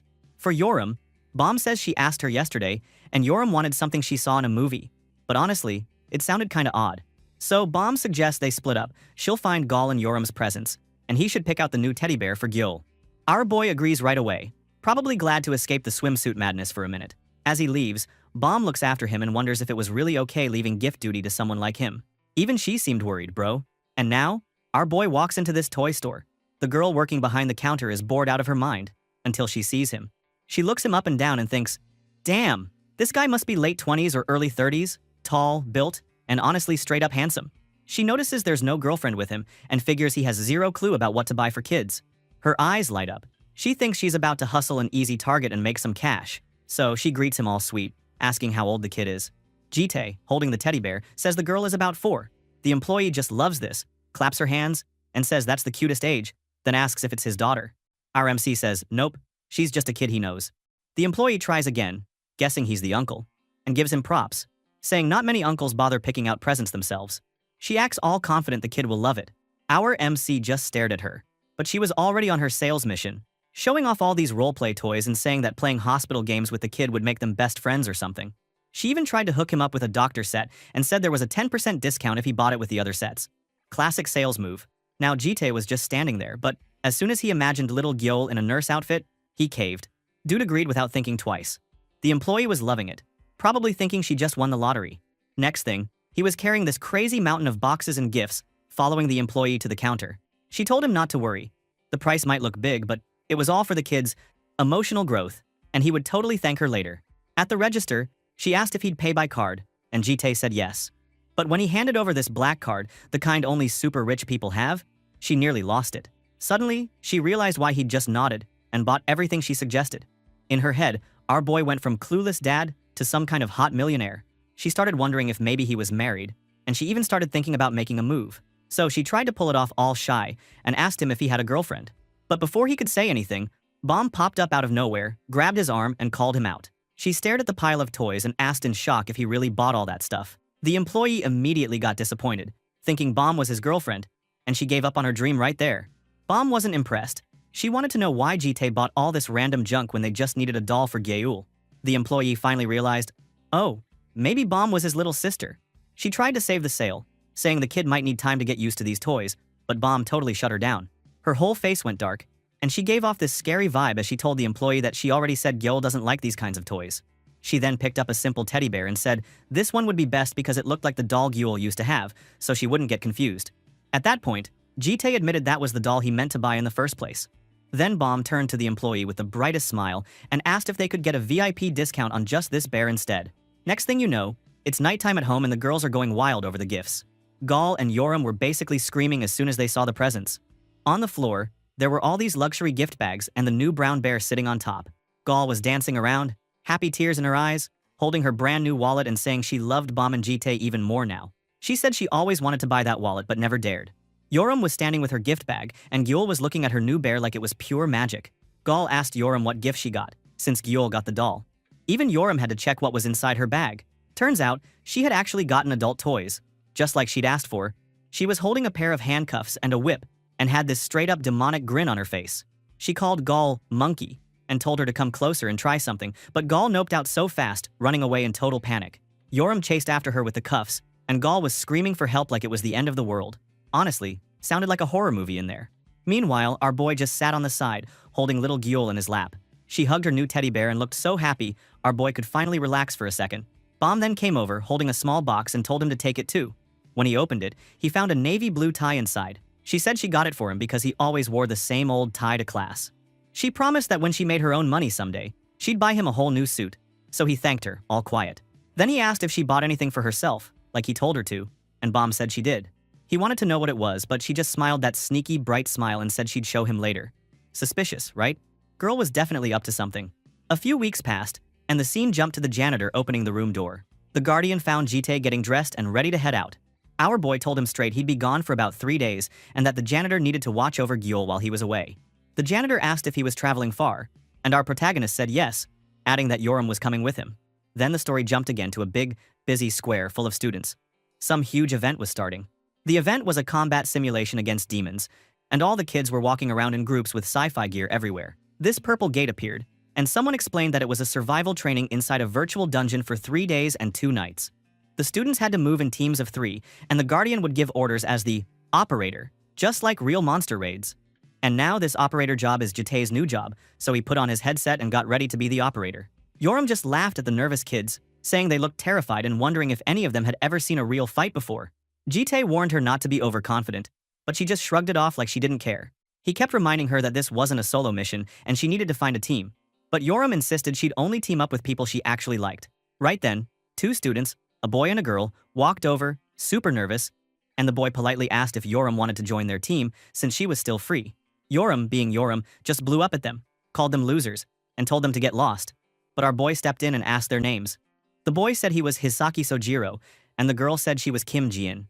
They both bowed and promised to do their best and not drag her down. Yoram screamed at them again, still trying to chase them off, but Jitae just said, "Understood," into the headset, accepting them as the team. Yoram couldn't believe it and yelled at him, saying she never agreed. But he just shot her a cold look and told her if she didn't like it, she could go join another team. In the end, she had no choice. So she grumbled and called the whole thing a pain, but she went along anyway. Man, teamwork really is hard for some people. She then welcomed them, and let's just say her welcome was not very friendly. She told them straight up that if they got in her way during the fight, they would basically be dead meat. Poor Hisaki just started stammering and actually thanked her, but the dude didn't even finish before Pain smacked him from behind. Out of nowhere, this shady-looking guy with blonde hair showed up and smacked him on the head so hard the kid nearly cried. This punk called Hisaki a loser and reminded him about some old threat, something about killing him if he got in the way again.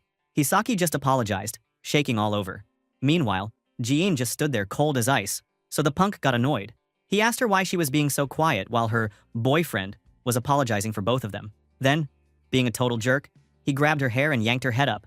Jin only glared at him, not saying a word, just giving him that silent death stare. The punk's friend tried to tell him to chill out because the guardians were around, but the punk, whose name was Johnny, just sneered and said adults didn't care about these orphans. Johnny kept messing with Jean, telling her to lift her bangs because she looked all gloomy, and tried to force her to do it. But this was the wrong move, because Yoram stepped in with that scary look, wanting to know what he meant by orphans. Johnny totally froze up. He immediately realized just who this red-haired girl was. That's right. He recognized Yoram as the crazy bitch of the Blue Dragon dorms. Yoram repeated her question, her voice getting sharper and scarier by the second, demanding he explain. Johnny was sweating bullets now. He remembered all those warnings from his family.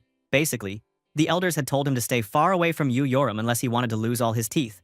So, trying to keep his cool, Johnny explained that orphans were students at Lair, who didn't have a guardian. Then he shot a smug look at Hisaki and Jean and said it was just another word for loser kids, with no one to protect them. Yoram finally got it. She realized her team was so weak because they were basically the beggars of the school. She muttered something angry under her breath. She was not happy about being stuck with these two. Then Johnny got even dumber.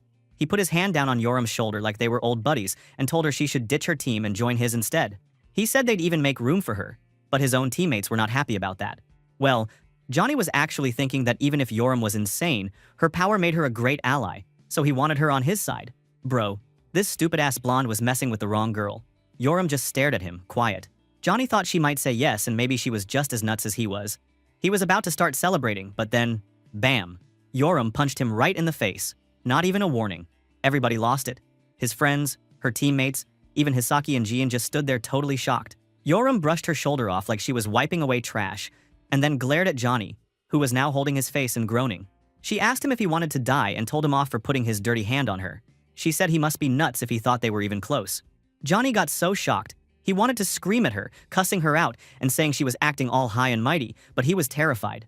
Yoram kept telling him if she caught him again, he'd be dead for real.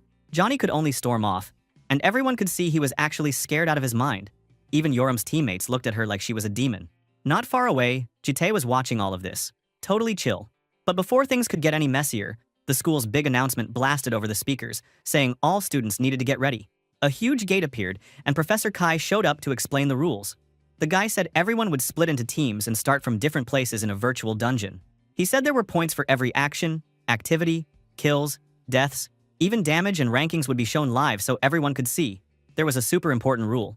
If someone died, they'd respawn somewhere else after 3 hours, so everyone had to be careful. Oh, and the dungeon was called the Ant Tunnel. In the end, the professor wished them luck and told everyone to get moving. So, Yoram and her team went through the gate into the dungeon. She looked around, pretty impressed by how real it all felt. She was pumped, ready to start bashing people right away, but Jian stopped her, worried if she even knew where to find the other teams. Yoram just said if they ran around, they'd run into people for sure. But Jian was not having it, she explained. They couldn't just run all over the place since they didn't have Yoram's speed or stamina. She warned that going wild could get them ambushed from behind. Yoram rolled her eyes and made fun of her, thinking Jian was just showing off how weak she was. Jian wanted to make a plan first, but Yoram called her a coward and told them to just cover her while she did all the fighting herself. The girl shot back that this was a team event, not a free-for-all. Suddenly, Yoram's eyes lit up with that scary fire, and she reminded them they only got to be on her team because she felt bad for them. So they shouldn't act all brave now. Hisaki tried to calm everyone down, but the whole thing was turning into a mess. That's when our boy spoke up. He asked if Jean had a target number of teams they wanted to take out, then asked how many teams the girls wanted him to destroy first. Jean looked at him like he was crazy, saying this was impossible. Other operators would never reveal their locations like that. Yoram caught on quick though, and got this wild, excited look. She told Jite she wanted to wipe out every single team she ran into. Then the scene switched to another spot in the dungeon. Johnny was there, still clutching his nose, whining about the pain. His friends started scolding him for being stupid and messing with Yoram, even after all their families warned them. Johnny tried to pretend he was just being friendly, and had no clue she'd go nuts like that. His buddy asked if he was actually going to kick someone off the team for Yoram, and Johnny freaked out, saying he was just testing her. He said he was going to destroy Yoram the next time he saw her, but suddenly he heard a creepy voice from above, repeating his exact words. "Tear me apart." Johnny looked up and boom, Yoram was dropping down from the ceiling, sword ready, with the scariest smile ever. She dared him to try and make good on his threat. Next thing, she smashed into Johnny's face with a brutal kick, sending his HP into the basement, and the whole area shook from the impact. Johnny's friends screamed, calling it an ambush and pulling out their weapons. But Yoram landed on the ground in a squat, laughing at them. She told them they had it all wrong. This wasn't a fight. With eyes glowing blood red and a grin that could haunt your nightmares, she said this was a one-sided hunt. Bro, those kids were doomed. One of Johnny's teammates fired his fancy gun, but Yoram just dodged with her sword shining like she was about to start a massacre. The dude screamed at her not to come closer, but bro, she didn't care at all. She swatted away his energy blast like it was nothing. Dude probably didn't even see her move. Then bam, she hit him with such a hard slash that his HP bar dropped straight to 0. The poor guy never stood a chance. Another guy with a huge sword ran at her, yelling his head off, thinking he might actually win just because his weapon was bigger. He tried to smash down at her like he was some hero, but seriously, what was he thinking? Yoram just grinned and completely overpowered him. She even asked if he really thought he could win a strength contest against her. After that, she sent him flying with a red glowing hit, HP straight to 0. I almost felt bad for these guys, but come on, they were asking for it. So now Yoram was just standing there, looking bored as hell with all the boys knocked out around her. She actually complained that this didn't even count as a warm-up. Talk about savage. She looked around asking if that was it, and one of her teammates, Hisaki, pointed out that Johnny was still alive, cowering on the ground like a mess. Poor Johnny, man. His face was a total wreck, nose bleeding, teeth busted. He tried to give a pathetic smile and asked if she could stop smashing his face. Yeah, no luck there. Yoram just gave him one last brutal kick and dropped his HP to 0. That's what you get for talking big, dude. Meanwhile, Hisaki was freaking out, saying Yoram beat everyone by herself. Jean looked at Yoram like she was some kind of legend and said she finally understood why Yoram was famous, but honestly, she was more impressed by the guy running the show, meaning our MC. How this man catching up to the other teams without using mana was pretty insane, because yeah, Operator couldn't use magic here. Also, Jean was thinking that his timing for the ambush was perfect and that his tracking and orders were on another level. She was seriously wondering if he was a first-tier operator. I mean, the guy barely even looked interested, and everyone else was geeking out. Then we got this system message. Team 37 was wiped, and they'd respawn in 3 hours somewhere else. Hisaki was super hyped. They knocked out one team and already hit 6th place. Jean pointed out that not many teams had even started fighting since the simulation just kicked off. But Hisaki kept bragging about how Yoram took out a whole team without a scratch. The guy even tried to compliment her, but dude made a big mistake. The second he called her amazing, Yoram grabbed his face and squeezed his cheeks hard, looking furious. Her eyes went blood red and she yelled, asking why he was even happy since he didn't do anything besides watch from the back. She started yelling at both teammates, asking if their weapons were just for decoration since they didn't snipe anyone during her fight. Hisaki and Ji-in just stared at the ground, looking all guilty. The girl wasn't having any of that be proud of 6th place stuff. She was screaming that they were going for 1st place, no exceptions. Hisaki and Ji-in could barely answer, nodding and looking like they wanted to disappear. Meanwhile, back at the dorm, baby Gyul was sitting on the floor hugging her teddy bear, thinking about Jite. The janitor dude was in the back, rocking a pink apron and cleaning up the place. Yeah, this house was a circus. 2 days later, the story jumped to Lair Academy, all shiny under a clear sky. In the mock dungeon control room, some professor named Kwon Gite was lazing around with his coffee, chatting with his assistant. He asked about the rankings, and the assistant said Team 1 was in 1st, but Team 50, Yoram's team, was super close. The dude was surprised, calling Yoram the crazy one, and couldn't believe her squad was 2nd. The assistant thought their operator chaperone, yup, our MC, was carrying them hard and showed off their wild route on the map. Gite was a little offended since he used to be an operator too, but he admitted he'd never heard of a guy like Gite. The professor was suspicious, thinking the background check on our protagonist was way too clean, like someone erased it. He started wondering if something was up with this team, especially with Yoram, Bomb, and this mysterious guardian. But there was another weird thing. The assistant said Team 1's route never overlapped with 3rd or 4th place, like they were signaling each other. Professor Gitai said, "Dude, it's not cheating if you're just using tactics. But if they don't fight when they meet, then it's a problem." Guess he was keeping an eye out for some real drama. Cut back to the dungeon, and Yoram was totally losing it. She smashed her fist into the ground, making cracks everywhere, and shouted at her team, asking why they were still in 2nd place even though they hadn't died once. Hisaki, looking like a mummy, said 2nd place was good enough, but Yoram was not having it. She said if it's not 1st, it's nothing, and kicked the ground so hard that debris flew everywhere he just lost HP just from being around her.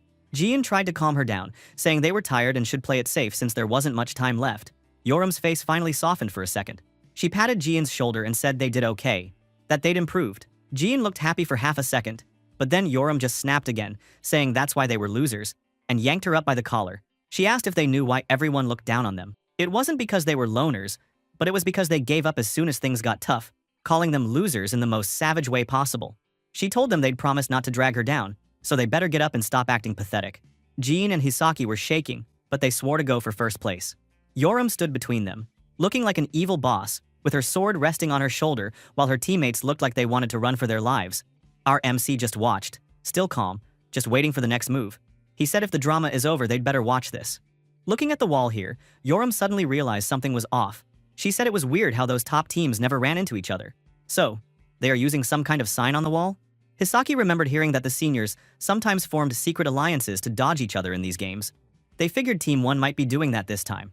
Jian suggested maybe they should tell the professors about it. But Yoram just grinned with the scariest look, saying she had a better idea, a way to really mess those guys up. The look on her face said she wasn't joking. Yup, if I were those seniors, I'd be real nervous right now. This red dragon is not someone you should mess with. Meanwhile, Team 1 was strutting around this creepy cave, acting like kings because they were still in 1st place. The blonde dude on their team checked his wrist and saw they had about 40 minutes left in the simulation. He asked if Team 50, yeah, Yoram's crew, was still stuck in 2nd, and the red-haired girl said they were, but claimed there was nothing to worry about. She told everyone they'd win for sure, as long as they didn't do anything dumb. The blonde guy said he'd heard Yoram was good, but was surprised she was doing so well as a 1st year. He admitted it could have been risky if they hadn't made plans. You could tell he was a little too smug for his own good. Their leader, this guy Yong Myung-ho, started glaring and acting all serious. The red-haired girl got mad at the blonde dude, yelling that there was no way anyone could be better than their boss. She got way too salty about it, honestly. She called him a pig and told him to watch his mouth. That was a bit much. Yong Myung-ho, who came from some fancy sword clan, told everyone not to get cocky. He said the test wasn't over yet, and blurted out that he needed 1st place so the clan's patriarch would finally see he was better than his rival. Yong Tae-ha. The poor guy had some real family issues, huh? Suddenly, everything turned into a nightmare. The wall was now full of the code they agreed on before. Team 1 members dropped down and stared in shock. There was so much code, so they had no idea where to go, and everyone started freaking out. The blonde guy was especially losing it, asking who the hell would mess up the cave like this. While they were panicking, other teams showed up, just as lost. Team 1 realized these folks were Team 3 and supposed to be their allies, but now it looked like they'd have to fight them just to keep the act up for the professors. The blonde guy whispered if they had to fake losing, but Myung-ho said their professor wasn't an idiot and would totally catch them cheating. Yeah, that plan was cooked. Without wasting time, he just said they'd have to kill the other teams. So now everyone was about to throw hands for real, and you could feel the panic rising. Up on a ledge, our girl Yoram was just watching the chaos with the biggest evil grin on her face. She was loving this. Her teammates, Hisaki and Ji-in, were looking a bit freaked out though. He couldn't believe her plan to mess with the top teams actually worked. Before, Ji-in asked if Yoram really wanted to use her crazy strategy against these seniors, and Yoram just smirked, telling them to keep making more markings around the cave to keep everyone confused. She said she'd go hunt for points, and if she ran into Team 1, well, she'd just beat them up. Classic Yoram move. Ji-in then asked what they should do if they met another team. Yoram waved it off and said she'd lend them this guy, meaning our MC, who would keep them safe. Jitae, in the back, was like, bro, am I just a tool to these kids? He didn't look happy, but Yoram was all smiles, waiting for his approval. She kept pestering him, asking if her plan was awesome or what. Our MC just stared like a brick wall before admitting it wasn't bad. She was totally smug about it, thinking her plan was the coolest thing ever. To be honest, it was pretty clever. but she didn't really need his opinion. She just wanted to brag. Down below, the fighting started for real. Myung-ho and Team 1 went wild, beating up other teams. Even when his teammates said she died in the simulation, he just told her it was fine since they got extra points. He was totally focused on surviving and winning. But just when he thought things were under control, a voice from above said they probably wouldn't survive at all. That's right. Yoram dropped in like some kind of villain, sword out and red hair flying. She called herself the real villain in the chaos. And man, she looked ready to wreck things. Yoram's team got her back from up high, with Hisaki and Jin hiding on the cliff. Myung-ho realized it really was her, the crazy first year who'd been messing up the scores. He then told his injured teammate to go take out Hisaki and Jin on the ledge. The blonde dude didn't want to do it, saying they could just stall and still win, but Myung-ho went full boss mode, eyes glowing purple and everything, basically telling him to shut up and obey. The blonde guy grumbled but ran off to go fight, leaving a trail of energy behind. Up on the cliff, he found Hisaki and Jin, told them he was busy, and said they should make this quick. The two just screamed and ran for their lives to our MC. Yeah, they are smart to hide behind our boy. When the blonde guy chased them down like he was possessed, Jide easily kicked his fat ass butt. Guess being cocky also didn't work out for him, huh? Meanwhile, Myung-ho and Yoram started their real showdown. Myung-ho yelled that he was the one Yoram should be paying attention to. Yoram kicked him so hard the dude went flying. He asked if she was really Yoram, and said it was impressive how she ruined his plan. But Yoram answered that it wasn't even much of a plan anyway. She called him an idiot to his face. Just brutal. Myung-ho got right back up, blue energy swirling around him like he wanted to win at all costs. He told her she should settle for second place, because first would always belong to the Yong house. But Yoram, sword glowing with that wild red aura, just grinned and said nope, those guys would be the ones in second. Up on a rock, our boy Jite watched with his flat face like always. He just wanted everything to end fast. Oh boy. Because Jite decided to look at Yoram, these three kids were running now. So Jiro and Jian were just running like their life depending on it. Behind them, this big blonde dude from Team 1 is chasing them and yelling that they better stop while he's still being nice. Jian tries to encourage Sojiro, saying the pig guy probably doesn't have much stamina left after fighting earlier, so maybe if they just wait him out, he'll tire and they can strike. But Sojiro is totally wiped out, barely able to hear her, sweating and huffing like he just ran a marathon. Jian looks at him and, not gonna lie, she's shocked how fast he aged during the run. The boy almost falls to his knees, telling her to just save herself because he can't move anymore. But she looks at him like, dude, you can't give up. Does he want Yoram to kill him for quitting now? And Sojiro, even though he's dying over there, says he's not gonna give up. Yoram was so scary. So, he gathered all his stamina left and decided to strike back. He tried to use his bow, looking all pretty epic. He said he won't be looked down on anymore. But shit, the arrow is so weak it just tumbles away. Even the fat blonde guy just watches it fly at him, super confused. Sojiro could only panic and claim the strength in his arm was all lost because of marking the walls earlier. The blonde guy was super mad. The dude yells that Sojiro scared him for nothing and punched him so hard that he instantly dropped all of Sojiro's HP. It's game over for him. Jian stands there with her gun out, looking at Sojiro and calling him an idiot. The blonde guy's not totally done yet though. He suddenly grabs her and pulls her to the ground, yelling that she was also trash. He pins Jian down and gets all smug, saying these two forgot their place after making it to second place. But she just stares up at him, blood on her face. Her eyes suddenly glowed with blue energy and asked if he really thinks second place is enough for them. Then she's like, sorry, but they only care about first place. Her gun glows with that sniper blessing, and she fires a huge blue shot right in his face. The guy closed his eyes. But damn, she missed the shot. The fat pig admitted he got the crap scared out of him. But then he gets all salty, yelling that they have no right to be in first place if she can't even use her magic gun correctly.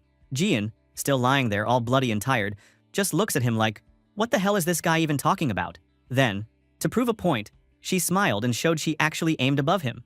And that's when a chunk of stone on the ceiling just blasted his head. The blonde guy realizes he was never the real target. She meant the stone above him, and it worked. The system says his HP drops to 0. He's done for real this time.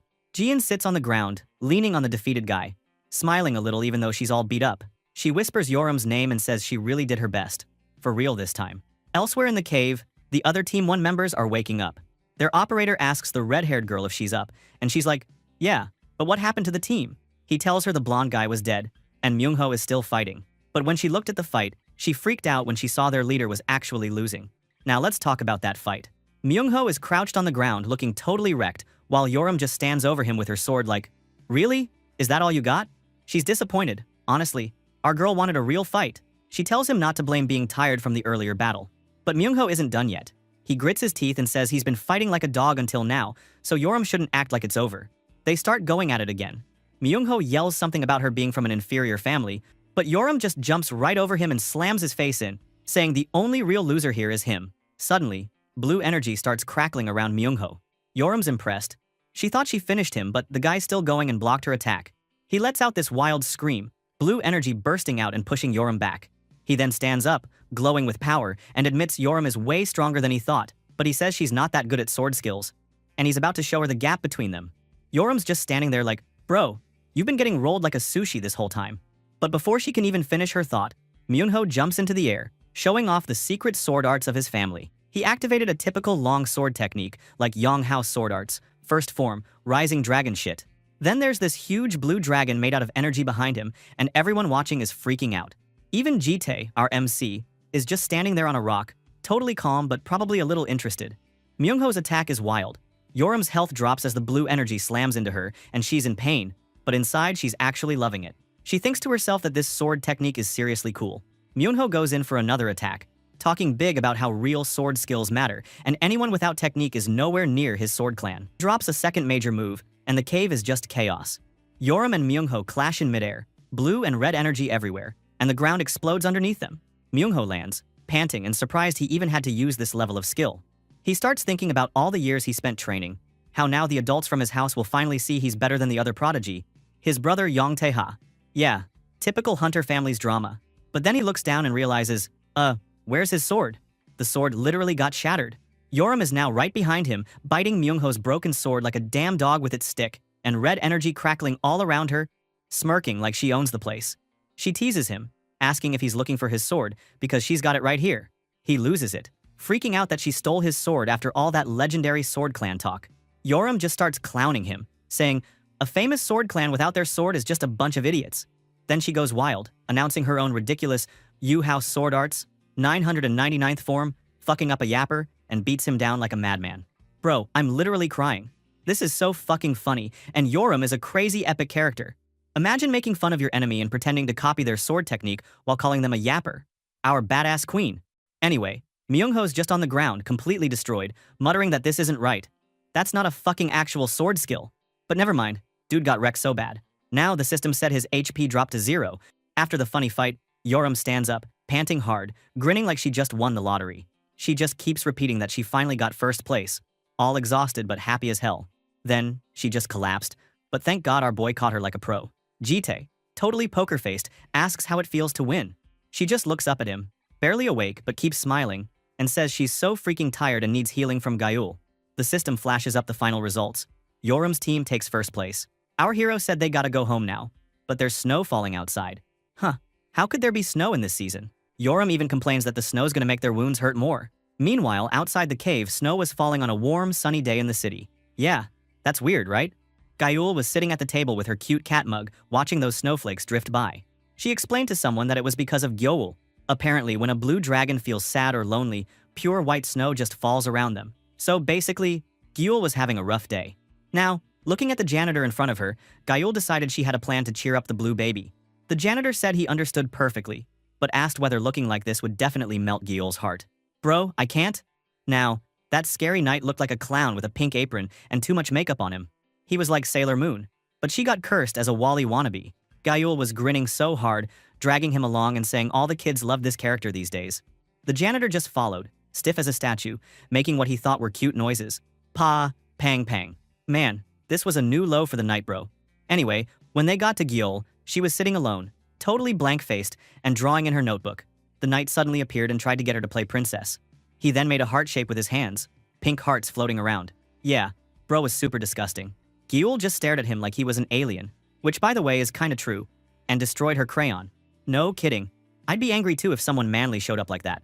Bomb suddenly came and asked what the hell was going on, and the janitor admitted he dressed up as a cartoon character to make Gyul happy, while Gyul whispered to herself that they got busted. Bomb, being the reasonable one, told the janitor that he was more likely to terrify Gyul looking like that, so he should go wash up. The janitor looked so crushed, saying Gyul promised the little dragon would like it, but this yellow brat just acted innocent and denied everything. That poor guy made a tiny, sad noise and just walked off. He was then taking a shower, still in his armor, water running over his head. Dude probably wondered how his life ended up like this. Anyway, suddenly Jitae was coming to the house with Yoram. The girl was swearing up a storm about why it was snowing in May. Then Gayul ran up to them, waving and acting super excited, saying it had been forever since she saw them. Yoram saw her chance and got sneaky. She told Gayul that, yeah, they even brought her a present. Then, she shoved a snowball right down the back of her shirt. Gayul went nuts, screaming how cold it was, and Yoram told her there was dog poop in it too. Gayul freaked out even more, while Yoram just laughed. Yeah, Gayul definitely lost this round. Meanwhile, Baum and Gyul watched the chaos, with little Gyul holding Baum's hand. Baum, always sweet, told our MC he worked hard, and he just answered, yeah. Then little Gyul held out her drawing to Jite, a colorful stick figure family pic with everyone, even the janitor. Baum explained who was who, and pointed out that the one holding Gyul in the middle was Jite himself. Our boy looked at the drawing for a long second, and, believe it or not, he actually smiled. It was tiny, but it was there. Well, it was a wholesome moment, man. I couldn't believe our Sung Jinwoo wannabe like Jite could smile. This needs to be recorded. Anyway, feeling happy, our protagonist suddenly asked where they should go for a trip, for 2 days and 1 night. Hearing that, Baum looked super happy, saying he must be in a good mood because of Gyoul. Jite looked away, all serious, mumbling it wasn't exactly that, but come on, dude, we all know he was feeling soft for his little family. Suddenly, Gyoul looked up at him, smiling with sparkly eyes. She was totally ready for this vacation. Bro, she was the cutest baby ever. Meanwhile, out in the city, because she was feeling happy and not lonely anymore, the snow had finally stopped. Everyone in the city was shocked by this unusual kind of weather. Now, we're jumping over to Russia. Yeah, random, but stick with it. This place was Severodvinsk, way up north, used to be a military site, but now nobody comes here. The squad, Jite, and his Dragons gang showed up in a white car, taking in the crazy beautiful views. Bright blue lake, forests, mountains, all that good stuff. Gayul ran around in a big straw hat and white dress, shouting about how pretty it was. She asked how Jite even found this place. Jite, still in full stone face mode, said he found it while clearing a dungeon ages ago. Classic him. Just casually finding paradise while fighting monsters. Yoram, meanwhile, was stretched out in the car looking annoyed, asking why they couldn't just teleport. But Baum said it was nice to drive sometimes. Suddenly, Jite went off to pitch tents and sort out food, telling the others to play by the water. Our girl Baum wanted to come, but he pulled the, "You're the oldest, you have to watch Gyeol" card. Baum looked so disappointed, but somehow this red dragon seems to be planning something fun again. Well, Jite got to work in the forest, setting up camp and picking mushrooms for dinner. He actually looked like he was enjoying himself for once, picking out some weird mushrooms with a focused frown. Bro, this thing must be super poisonous. When he got back, all the girls were already using their swimwear. They were eating snacks and having a blast. Bro, I don't know if this manhwa is for 20 plus or not, to be honest. Anyway, Jite kept staring at Baum's swimsuit. She turned around with a sly look and told him it was the one from the department store before. She teased that he must have wanted to see her in a bikini all along. Jite went full cold mode and turned away, telling her to put her clothes back on. Yoram started cackling, asking if he was embarrassed, and whether he saw them as women now. She kept teasing him, saying if she knew he liked it so much, she would have gone with a super skimpy bikini. Our boy got super annoyed, and in the end, Yoram was just floating face down in the water, getting hit by the head. Our sneaky yellow dragon was loving it. She said it was a divine punishment for stealing her cup of noodles. That's karma for you. When night fell, all the girls looked totally terrified. What could scare a bunch of dragons? Jite's cooking, obviously. He unveiled his famous, or maybe infamous, mushroom hot pot. This time bubbling purple and looking like some kind of witch potion. This one, 100% Shion's cooking, and Gabiru from Tensura was having trauma with it. Anyway, Jite was so proud, calling it mushroom hot pot. But Gayul accused him of making poisonous mushroom hot pot. She had flashbacks to the Amazon, nearly dying from eating bad mushrooms, and she was just done with mushrooms forever. Baum started mocking Gayul, saying she couldn't imagine her surviving in that jungle. Yoram also had no filter, telling Jite that his food looked so gross that even the dog next door wouldn't eat it. Our boy got mad, asking if she was insulting his cooking, and reminded her she ate Baum's food just fine. Hearing that, Baum pouted and pointed out that Jite said her food was good last time, but now, why compare this shit dish with hers? Yoram, not backing down, yelled that she refused to eat this stuff, demanding cup noodles or she'd flip the table. Gyul told her she already eaten all the noodles, and then, out of nowhere, the little dragon happily took a giant spoonful of the purple hot pot. Gayul and Yoram lost their minds, screaming at her to spit it out, thinking she was about to die. But Gyul just went nyam nyam, eating it up and loving it. She even mumbled that it was delicious. Everyone was so shocked, our cute little dragon Gyul could speak now. And the girl kept smiling happily and ate that gross mushroom hot pot. Man, this family is insane. But you gotta admit, they're pretty dang entertaining.